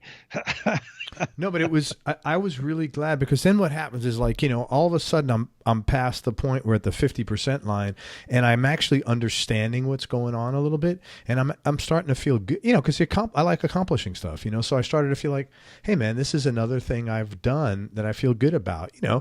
and I didn't think I could do it. So it was really cool. Well, cool. Right on. The other thing was, as far as being a big expense, there were, I in my mind, I'm like, oh my God, I got to change the guitar jack. None of that was true. All I did was open that back, take out the old crap, and put in the new stuff. And the new stuff is as simple as Lego. And I'll tell you what, I did have an issue because I had some noise on my switch. I called customer service. And I spoke with Derek, very nice young kid. He said, "Okay, can you please take pictures, send it over?" So I took a few pictures on my phone, emailed them right away. And right while we were on the phone, he goes, "Oh yeah," he goes, "You have these 4 wires are upside down." And I turned it over, and it was like, and I said, "Man, can you check what else?" He was like, "What do you mean?" I'm like, because I didn't believe that's all I could have done that was wrong, because it fixed it. And then I said to him, I told you this earlier, I'm like, "Hey man, do I need to adjust my strings? Because it sounds like everything just worked. It played good. I didn't have to, I again, in my head, I'm envisioning I got to up and down with the pickups and, up and down with the string height, neither of which stuff I want or know how to do. You're just an overthinker. That's all. Well, but I mean, but I think a lot of people, I'm saying it because I think a lot of people probably have that. I think people that are on the edge of the fence or don't know stuff build things in their head from a sales standpoint. That's what happens. That's what happened with me. And he goes, "Well, what do you mean?" I said, "Well, do I need to adjust the strings?" He goes, "Is it playing right?" I said, "Man, it plays great." He goes, "Oh, then no." like that's like saying, do I need a haircut? Well, is your hair long? No. Then it's next. But it was really a great, a very simple process. As I understand it, and I don't want to no names. I don't want to gossip, but there's other companies that do make active pickups.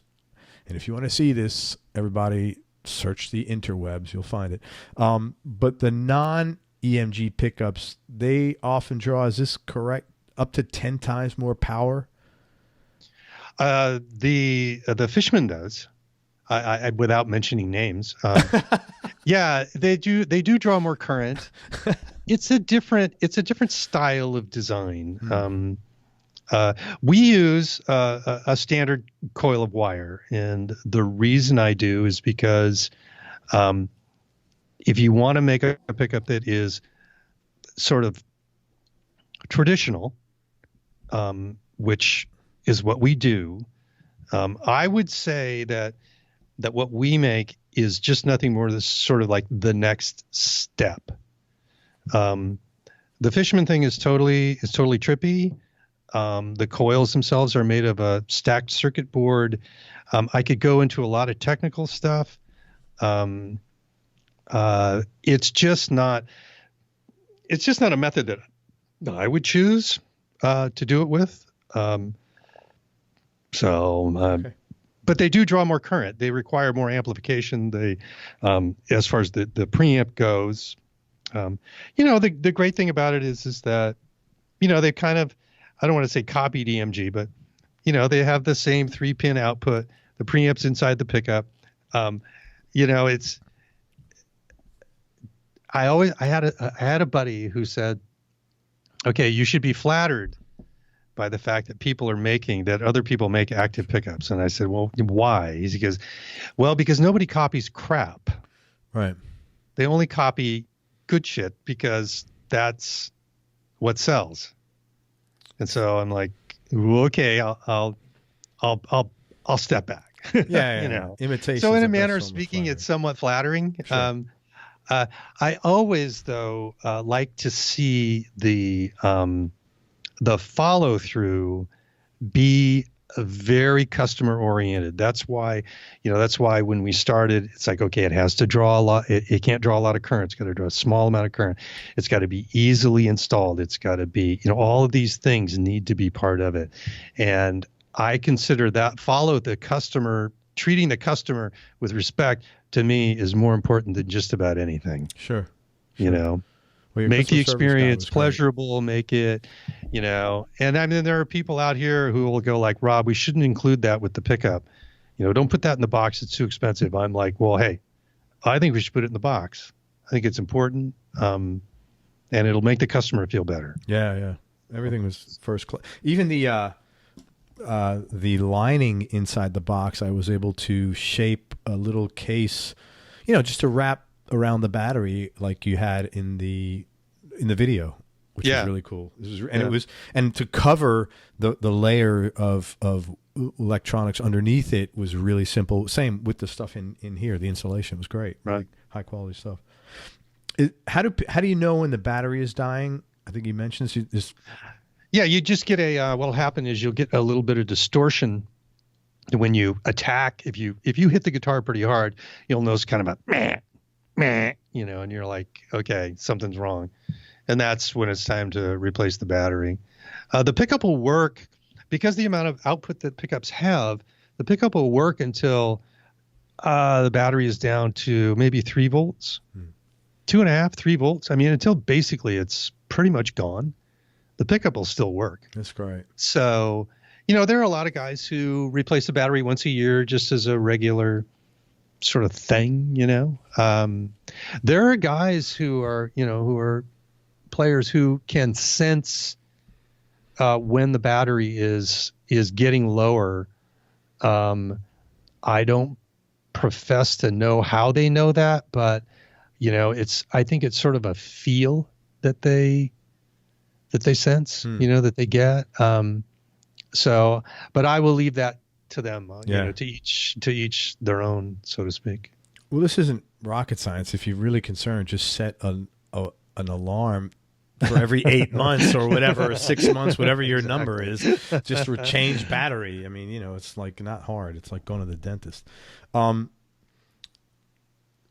thing, talk about the retroactive line, because you know, you said this was like the model, the original one that you built, but how is that different than the standard active pickup line?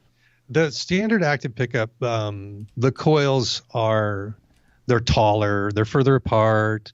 There's a lot of sort of physical aspects that are different in like the 81 and the 85, for instance. The retroactive is a very traditional coil setup. The coils are sort of short, squat. They sit next to one another. There's a lot of what you would call mutual inductance. In other words, the coils are reacting with each other to a large extent, whereas 81, 85, we try to sort of keep the coils kind of separated from one another, not interacting with one another as much. And so the sort of root of the retroactive is a very traditional coil setup physically. Then the coils are actually, I mean, they go into the preamp separately. They're not in series like a typical humbucking pickup. And so typical humbucking pickup, they're in series, so there's going to be a lot of output impedance. The controls and the cable are going to affect it dramatically. You know, with a passive pickup, like a traditional humbucking pickup, if you play with like a 20-foot cable, you get a certain tone. If you take that guitar, I mean, in a nice beefy fat sort of tone, if you take that guitar and put a 12-inch cable on it and plug it into the amp, it's going to sound like a Telecaster. It's going to be a totally different sound. And so, you know, so that's the sort of, when it comes to the preamp, because the coils are going into the preamp directly, I mean, like right away, I want to build in a certain feeling, a certain frequency response, you know, that sort of thing, that's going to make it very palatable to a player. He's going to be like, oh man, this is very good. The other thing too about the retroactive is they use typical Alnico. What did you get? Did you get the Fat 55? Fat 55s, yeah. Yeah, I'm not certain, and I won't say for a fact. I think one of them has an Alnico 5 magnet, and the other one has an Alnico 2, but I don't know. Don't quote me. Sure. I'm a bad salesman when it comes to that sort of thing. But they have Alnico magnets in them, and they're built very traditionally. There's a screw and a stud piece, and so the amount of magnetism is very low. And so the attack is a very sort of nice feel, nice touch. since they have stud or, screw pieces, when you stretch the strings, it tends to drop out a bit. It's not like a bar. Some players like a bar because they don't want the tone or they don't want the volume to sort of disappear during a bend. So it's, it has those sort of very traditional aspects to it. But it's got a preamp on it. And so the tone of it is just like, it's like somebody bloomed the rose, I think is probably. That's a great way to say it. The best way to put it.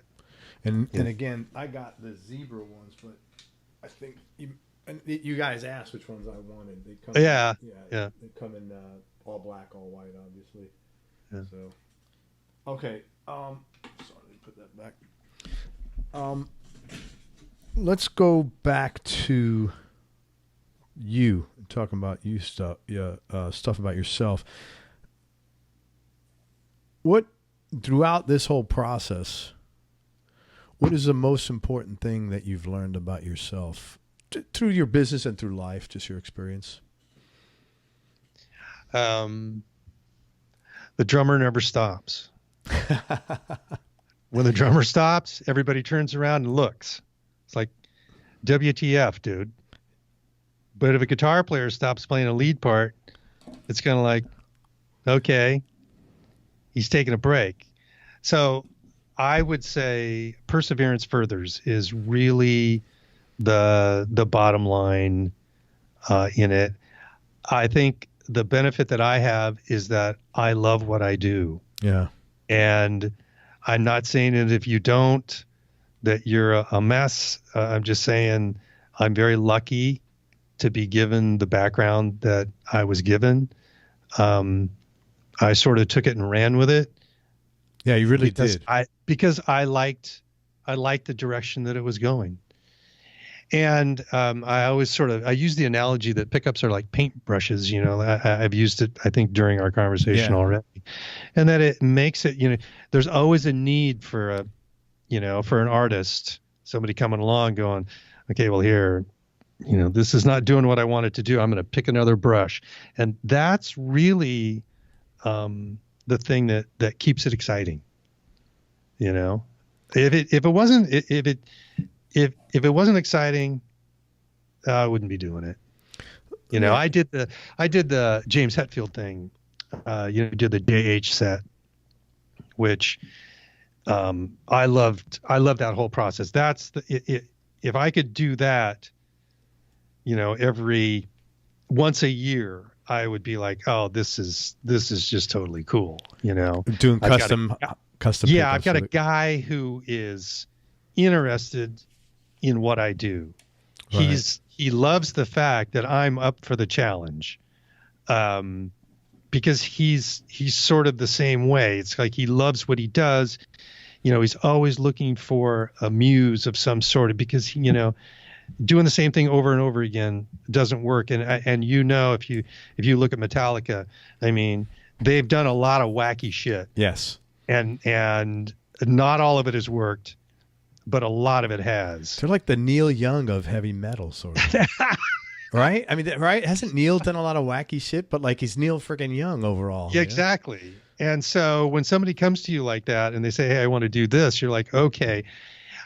Granted, it's sort of the James Hetfield thing, and he wants to put his name on it. I'm not going to discount that. Sure. Somebody comes to me and says, hey, I'm going to help you design. We're going to work together on this. I'm like, and I'm going to put my name on it. I'm like, okay, cool. As long as it says EMG on it, I'm good, Sure. And so we built, I think, 19 different pickups. Wow. And it's kind of like, they'll put them together and they put them on the same guitars, which is important. You don't want to be putting, new designs on different you don't want to do an guitars. A/B test on two different guitars. And luckily, he's got the guy, Zach, who works for him, is just a machine. The guy is incredible. And because that's 19 sets of strings you got to change, right? Oh, Zach is like, he didn't care. It's just, but we shipped pickups to Europe for them, and we shipped, whenever anything was done, we boxed it up and shipped it to wherever they were. And, I would get feedback based on, oh, there's too much mid-range in this. The high end is too thin. I need something that's this, and I'm doing a lot of adjustments, coil height, distance, winding height, just, oh, well, but then he wants it to have pole pieces. And I'm like, oh shit, that's not our game. I mean, we're black. We use bars. We don't, so pole pieces are something that you have to, as a designer, if you're going to have to work with them, you got to figure out what you're going to do, and so it was a tremendous amount of fun. And like I said, if I could do one of those every year, I would be totally pleased. Well, if somebody, may be far-fetched, but may not, if somebody that's listening is a James Hetfield kind of guy and they want you to do this for them, how do you want them to get hooked up with you? They call me, send me an email. Great. Go on the website. go to the contact. Accessible, go to the contact form, right? Just exactly. Message for Rob Turner. Great. One thing I really have to give you a lot of credit for is when you were putting this together. I've got to believe, and thank God it wasn't in the age of social media, but I've got to believe that there were as many people knocking what you were doing as supporting what you were doing simply because it was new. Yeah, I don't have issues with that. I usually say Coke and Pepsi. Yeah, those are, I mean, somebody likes one thing, somebody doesn't like another. I don't have issues with that at all. Not everybody loves the same thing. Yeah. And so I'm, you put it out there and people either like it or they don't like it. Yeah, there were a lot of detractors. There still are, but I don't take it personally at all. No, you can't, man. Yeah, if I did, I'd be a basket case. Yeah. And the reason is because, when you make something for somebody, even if it's not James Hetfield or, it's just a buddy of yours, and you say here, and this is kind of really how the whole thing got started. It was like you make something for a buddy in your band, and that night you go to rehearsal or you go to wherever you're playing, and he plays the thing, and he plays the first 3 or 4 notes, and he looks at you and he just goes, "This is amazing." Wow. Then you go, okay, this is great. This is, That's cool. Because it gives him it puts a smile on everybody's face, and, the whole evening is new. You know what I mean? That's really cool, man. You can grow tired of it later. Like yeah. No, that's really cool. You can not like it tomorrow night. That's fine. Something about yourself people might be surprised to hear or find a little odd. Oh, that I'm a drummer, Yeah, that is one thing. Yeah, that is very much so. My hair hasn't turned gray or fallen out yet. Yeah, I'm pretty impressed with that. I've been sitting here the whole time. You're like 10 years older than me. I call that LSD, and not that I haven't partaken in my early days, but I call it the low stress diet. Yeah, pretty much. I've been very lucky to be able to manage the business. I've had some great people work for me. I had a guy, Gary Rush, who worked for me for, 30 years or more, wow. 30, 35 years. That's unheard of, man. And just the sweetest guy in the world, and never had a big ego about anything, was just as solid as a rock, and helped manage the business through thick and thin, because we have been through thick and thin. Every business goes through, ups and downs. And then I've got some builders out on the floor who have been with us, Ramon, Miguel, Fernando, Sylvia. It's just an incredible amount of people who have worked for me over the years who are still here. And thank God that they are. Yeah. So yeah, the low stress diet, they help. The low stress. And I'll tell you what else. They bring the pozole on Fridays, and you know what I mean? It's a great place to be, And I was really impressed that, I know your daughter Allison works there, and I was really impressed that unlike the conventional guy who's built up a business who installs his daughter in as the new CEO or something, that she told me like she's literally you were a little rough on her in a good way, in a way I would be, in a way I respect. You made her earn her, and then last week I called and she was answering the phones. She does everything. She's really a hustler. So it's fun. It really is. Yeah. And she loves it too, which is even better. Yeah.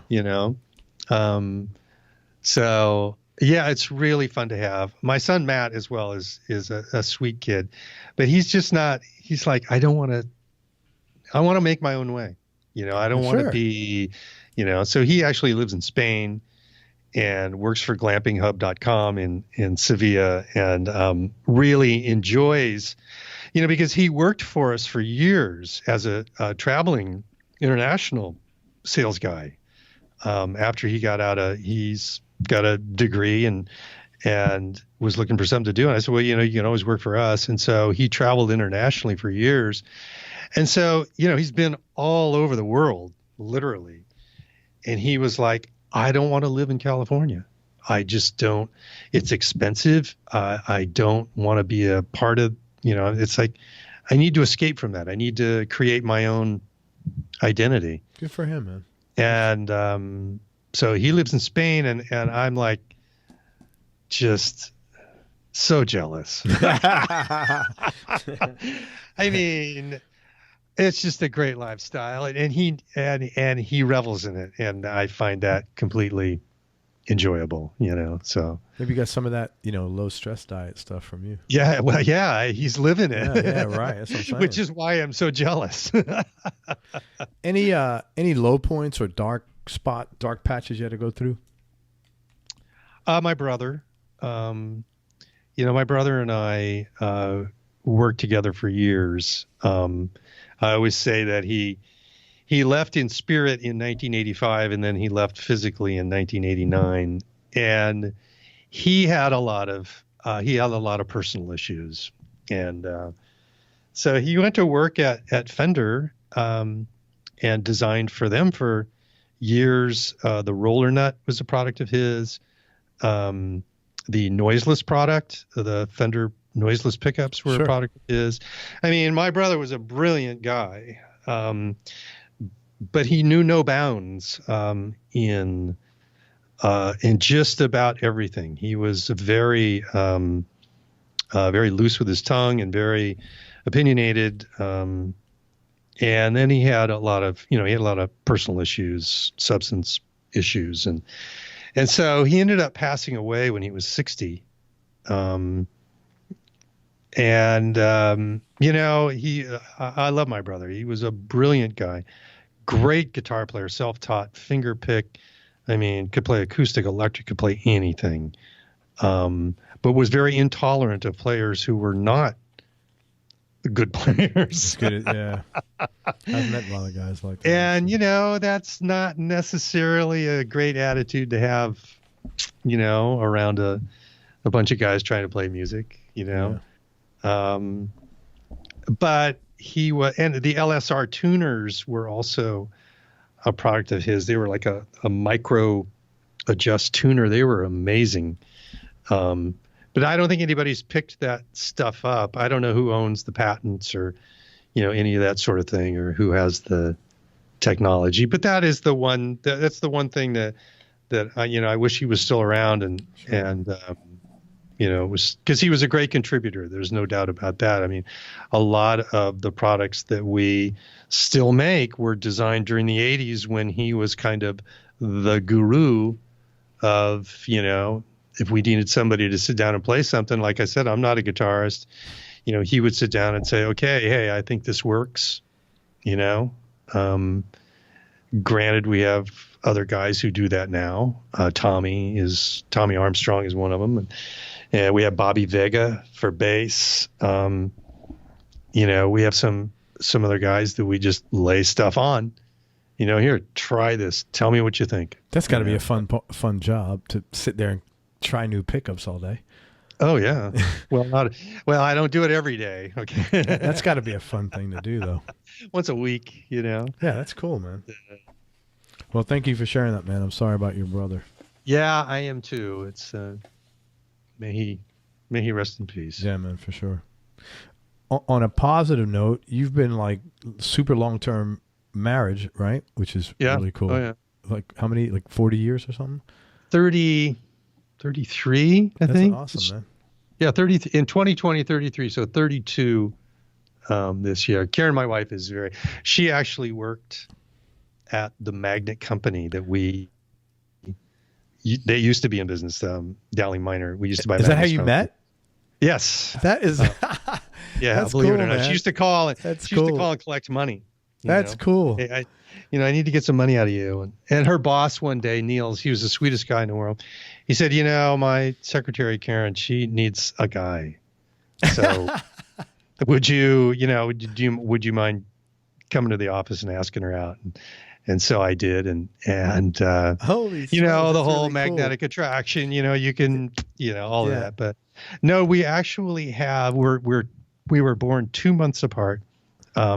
We have much the same background. I mean, Like so growing up. and she stuff. on the East Coast, me on the West Coast, and so we're both very tolerant of one another. That's Yeah, that helps, man. right. That helps. You can't be in a marriage long term if you're not tolerant of one another, man. That ain't gonna happen.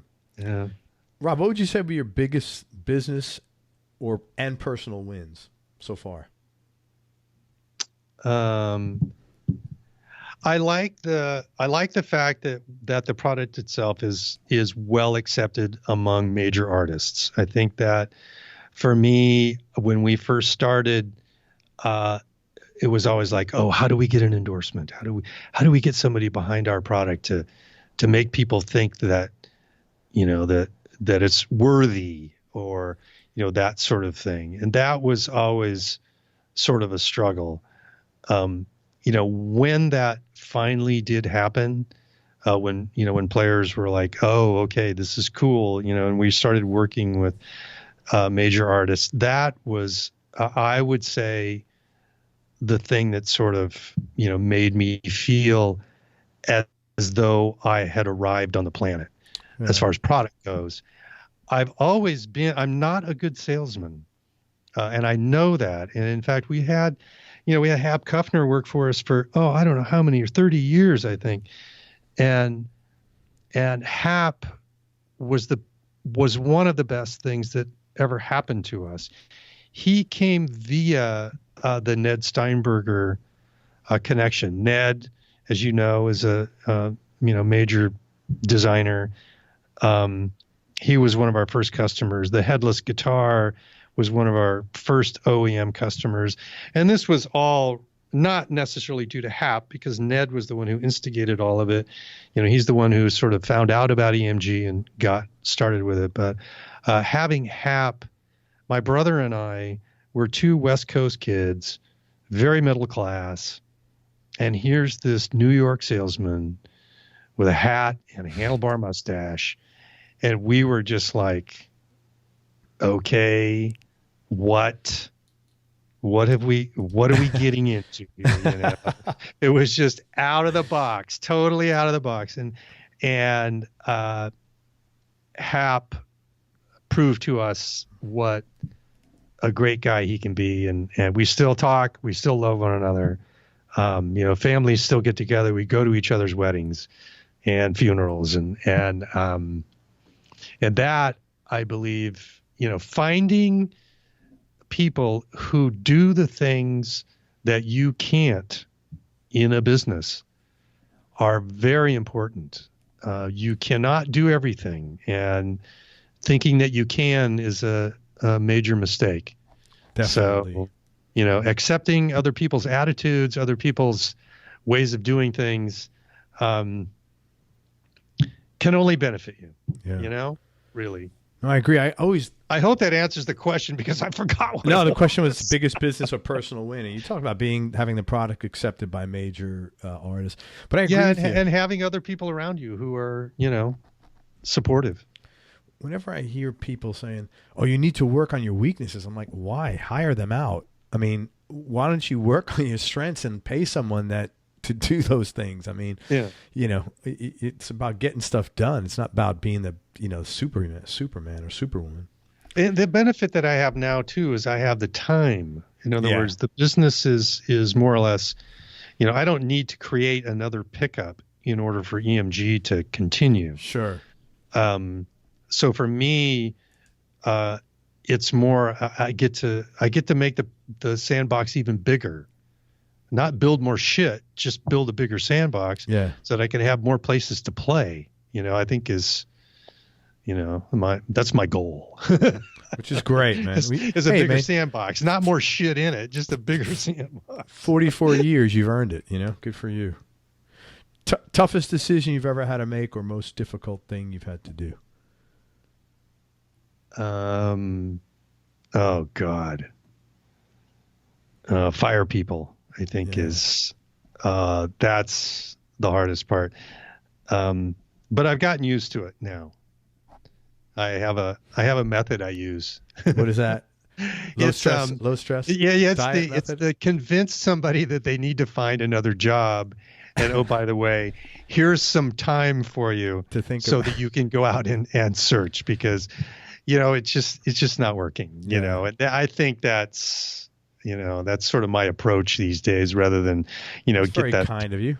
Get the hell out of Dodge. We don't want you anymore. You're useless. How many bad ways can I say it? So that is the hardest part. Yeah. But I don't do, the other thing too, is at this point, I don't do a lot of hiring and firing, but I am in on the decisions. I'm still the honcho. Sure. But, that part of it, I don't enjoy. Most important lesson your business has taught you? Oh God. Even keel, perseverance furthers. Don't stretch too far. I think that's pretty much, the way that it works. You have to remember, we come out with new product, but our diehards are still the Les Paul, quote unquote, Stratocaster. The 8185 is difficult to escape from, and people still want it to sound. They want to pick it up. They want it to sound the same as the one that they got before, because that's why they're putting them on several guitars. That part of it, it can be annoying, because when I create like the retroactive stuff, I'm like, oh God, this is great. Oh my this God. sounds like, this sounds like this does this. I wish I could, tell the world, hey, you should really check this out. So that's really the hardest part, is to blow your horn so loud that, Sure, that you're blowing everybody out of the water. I've also come to find out that when you put out a new product, especially for us anyway, it usually takes 3, 4, 5 years before people sort of catch on with a new pickup. Yeah. It's kind of like a new ice cream flavor. People still love you got 31 flavors, but still people buy vanilla and chocolate. What can you say? Hell, I still buy pistachio wherever I go. So,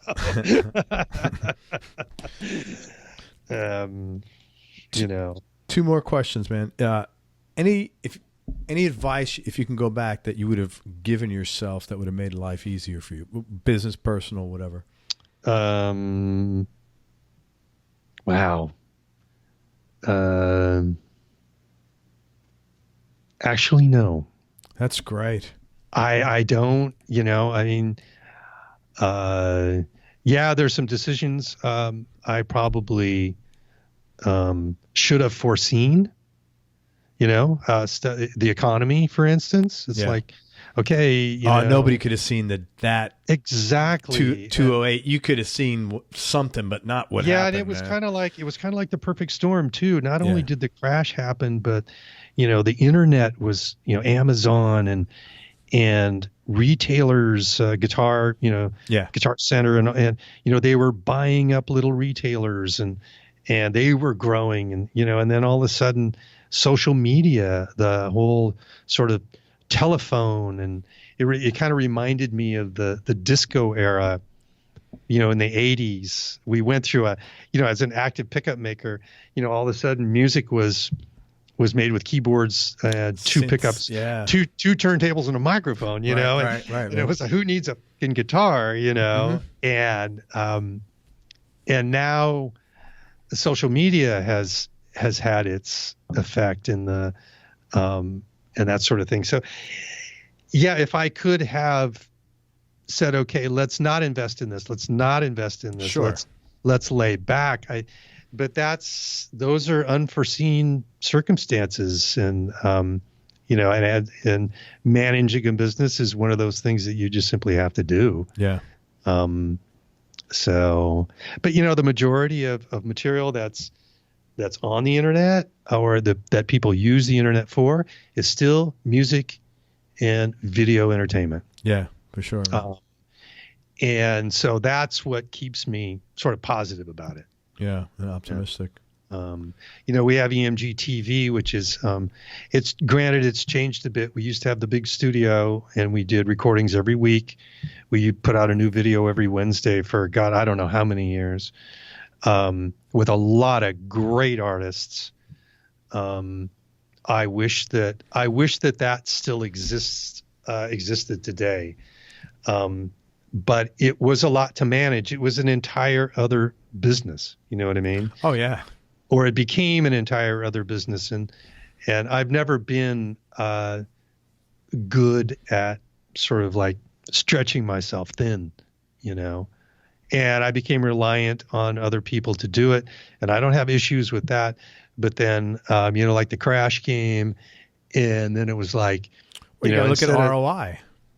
Yeah. And advertising for a company like ours, when things slow down, when you go through the disco era and you go through the retro era, and people are buying used guitars and, spending $150,000 for Les Paul, and, all those sort of things, that the demand itself, the mental shift tends to go towards, oh, I want a vintage guitar. I want an old melody maker. I want a jazz master. I want, something retro, you go through these sort of, in the guitar business. I've been there for 40 years. I've seen a lot sort of come and go. Sure. Foreseeing things is very difficult. So the studio just became a fixed expense. And typically where advertising is a variable expense, when you have the money, you advertise. Yeah. When you don't have the money, you tend to lay back, and having a fixed expense in the studio it became a nut that was tough to cover, and so we had to sort of slow it down and put a stop to it. But it was a very enjoyable time. I have to admit, I met a lot of people, a lot of artists who were very thankful for what we did, and we didn't pay them. They all came in sort of on their own. I mean, we basically invited them and said, hey, if you want to do this, then, we'll do it for you, as long as we can put it on EMG TV. And a lot of people were just like, okay, this is great, Yeah. So it was totally get it for the show. Like I said, if I could still have it today, if I could afford it, if I was made of, millions and could afford to do it, I'd be there all the time. I would be like, you need a drummer? Hey, I can clean. Yeah, right, dude. Hey man, and last question. Biggest change in your personality over the last 10 years, and how much of that change has been intentional and how much is just a natural change? Okay, I'll tell you something. I haven't had a change in 10 years, but there was a time I remember so well. I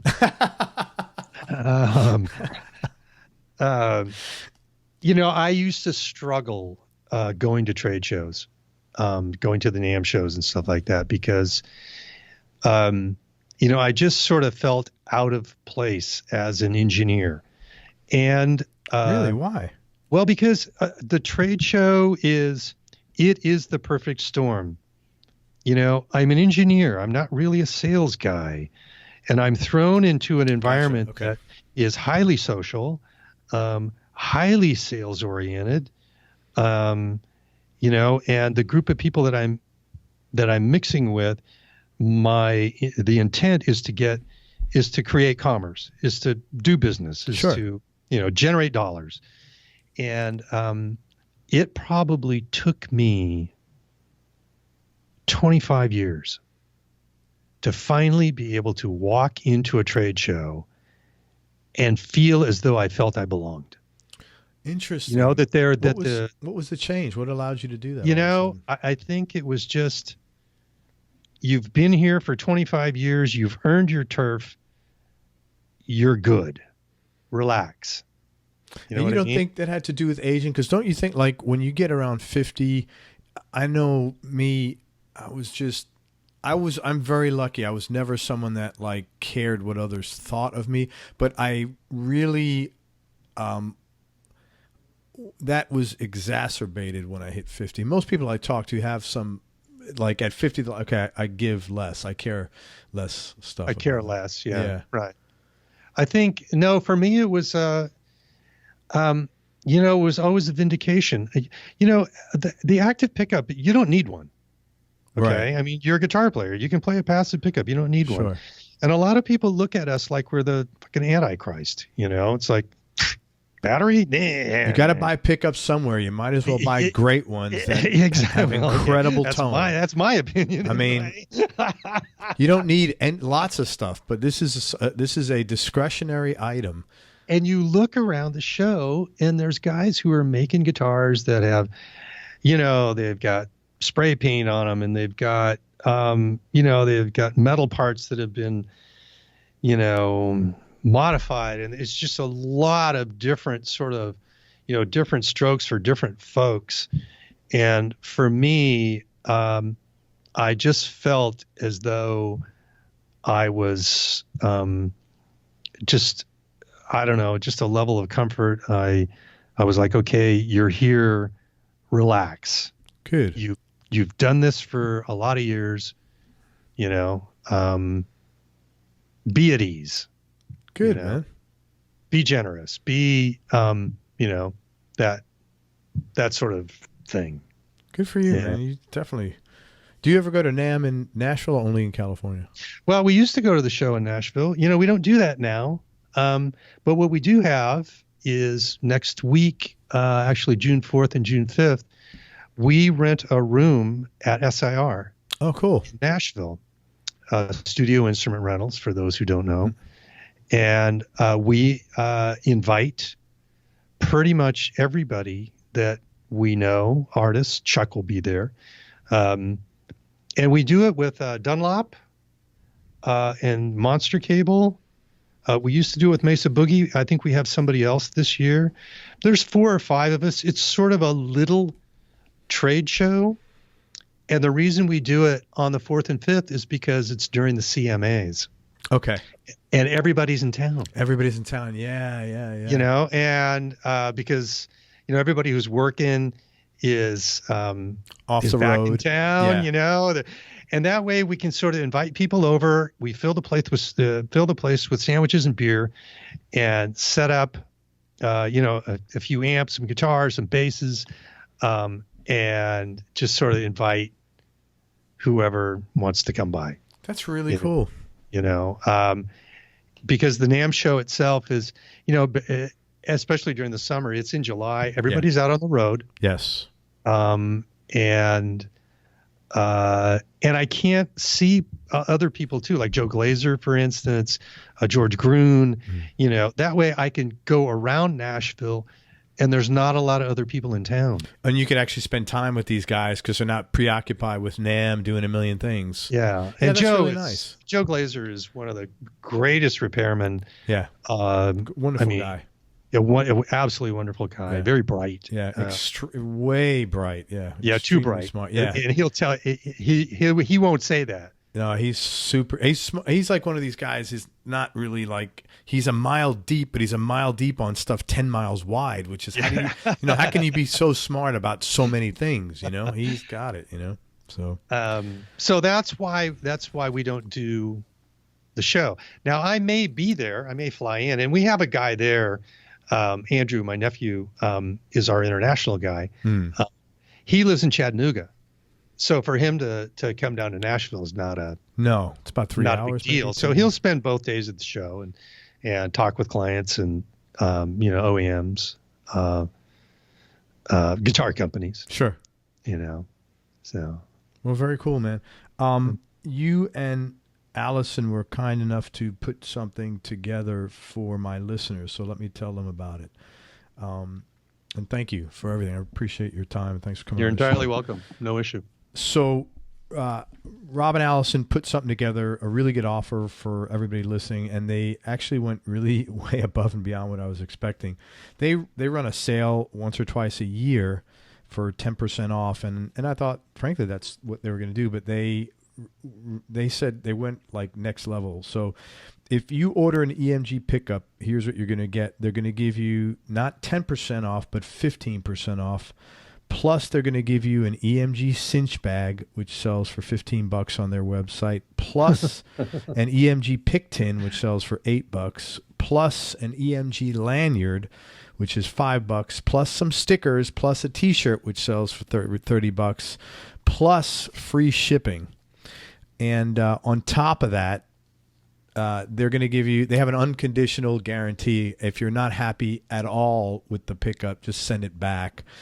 And on top of that, it's not a 1-year warranty, but it's a 2-year warranty. If something happens to the pickup, if it stops working for no reason at all, just call up EMG and they'll send you a free replacement. No problem at all. So let me just summarize that again and tell you how to do it. It's 15% off the pickups. And I can tell you right now, I'm a little biased, but I would encourage anybody to get these. They're the retroactive pickups. You want to get the fat 55s if you play a humbucker. I think there's a Super 77 set too. And it's sort of the hot set. And is there a set of these for Strats? There is. Great. Okay. Oh, that's another thing altogether. That's a whole show.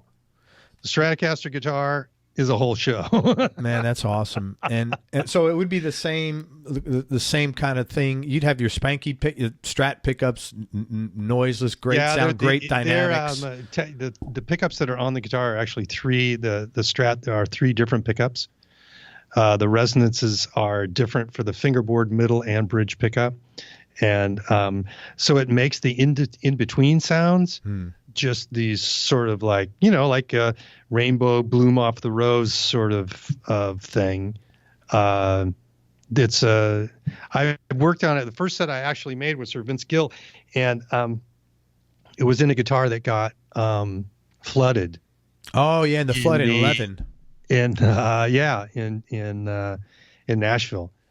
And so and Vince really liked it. I was like, okay, well, we want to turn this into a product. And then it got flooded, and I was like, okay, well, I'm not going to attack this for quite a while.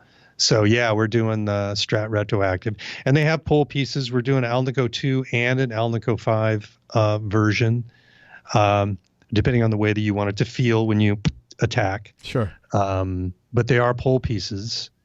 That's another, that's a whole other other aspect of it. But yeah, they're great. I love them. And they have the same thing that I said here, where I feel like the volume and the tone knobs go to 20 instead of 10. Yeah, exactly. Yeah, that's awesome. And it's all mounted on a pickguard too. I mean, you don't need to use that pickguard. You can just take everything off and put it on your own. But so you don't even, there's like literally no installation with these. Just the jack. And in fact, there's a plug that's on the jack. And so you have to just unstring your guitar, do 11 screws, pop the new one on, plug the jack in. It's done. Oh, dude, that's right up my alley. Battery goes underneath the pickguard. Very or cool. if you've got a battery holder, it's set up for that too. And what kind of? I'm assuming you have a couple of different color pick guards and stuff.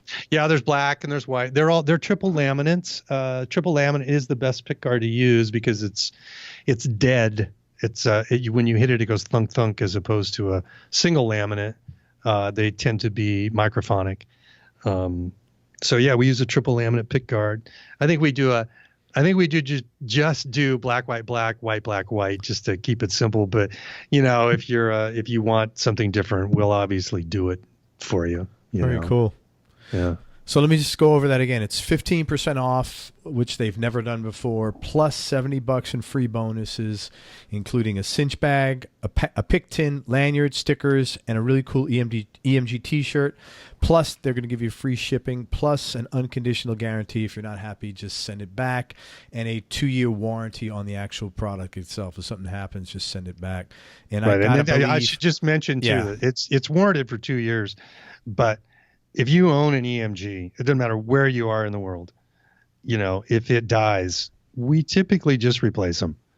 We don't, 2 years is like, okay.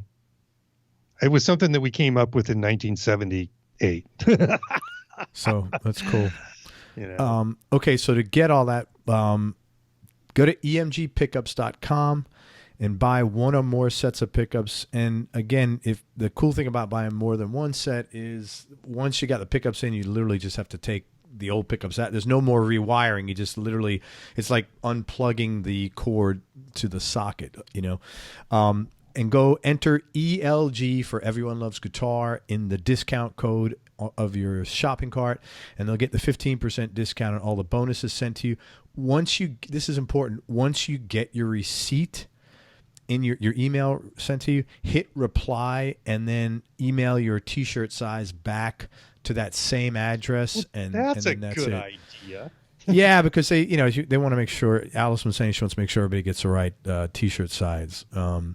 Again, if you are gonna, this is just my experience. If I'm buying pickups, I'm buying them from a guy who's made 4 million of them, who's got 65 employees and has been doing it for 44 years and given me an unconditional guarantee that nothing's going to happen, or if I don't like it, I can return it.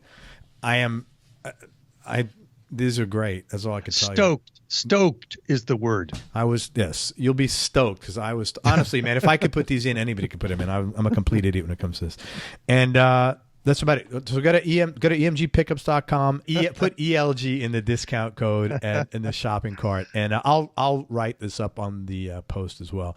Also, if you need help or guidance choosing a pickup, I'm assuming they could just call Derek or somebody in customer service. Derek or Alex, take your pick. Yeah. Great, and they'll walk them through it. And they're these both guys great guys. I'll just say it one more time. Go to EMG Pickups, enter ELG, and get the oversized discount and the $50 or $70 worth of stuff, including a free t-shirt. When you get your receipt, email it back with your t-shirt size in it. This way we can send it out to you. And that's it. If you have any questions, call customer service, and these guys are really easy to do. Rob, any final words of wisdom? Keep on trucking. How about that? There you go. Drummer never stops beating. Hey, man, listen, thank you very much for everything. I appreciate you sharing your story. I really appreciate all the work ethic that you've put into building this thing, because as a guy who's been running a business or various businesses for 20 years, I know that nothing is ever remotely close to what it looks like as far as the amount of intensity. So I think what you've put together is really amazing. I think that you've come up with this thing to basically revolutionize sound in a guitar is pretty freaking amazing, and I think you should get a lot of credit for it. I'm very thankful. There's no issues there at all. All good, man. All right, everybody. Thanks for listening. If you enjoyed this interview, please share it with a friend on your social media channels. We appreciate your support. Thanks, Greg. You're welcome. Thanks so much to Rob Turner for spending time with us. I really appreciate it. Make sure you go to everyonelovesguitar.com. Sign up to get on our newsletter list so you and I can connect. And most important, remember that happiness is a choice, so choose wisely. Be nice. Go play your guitar and have fun. Till next time, peace and love, everybody. I'm out.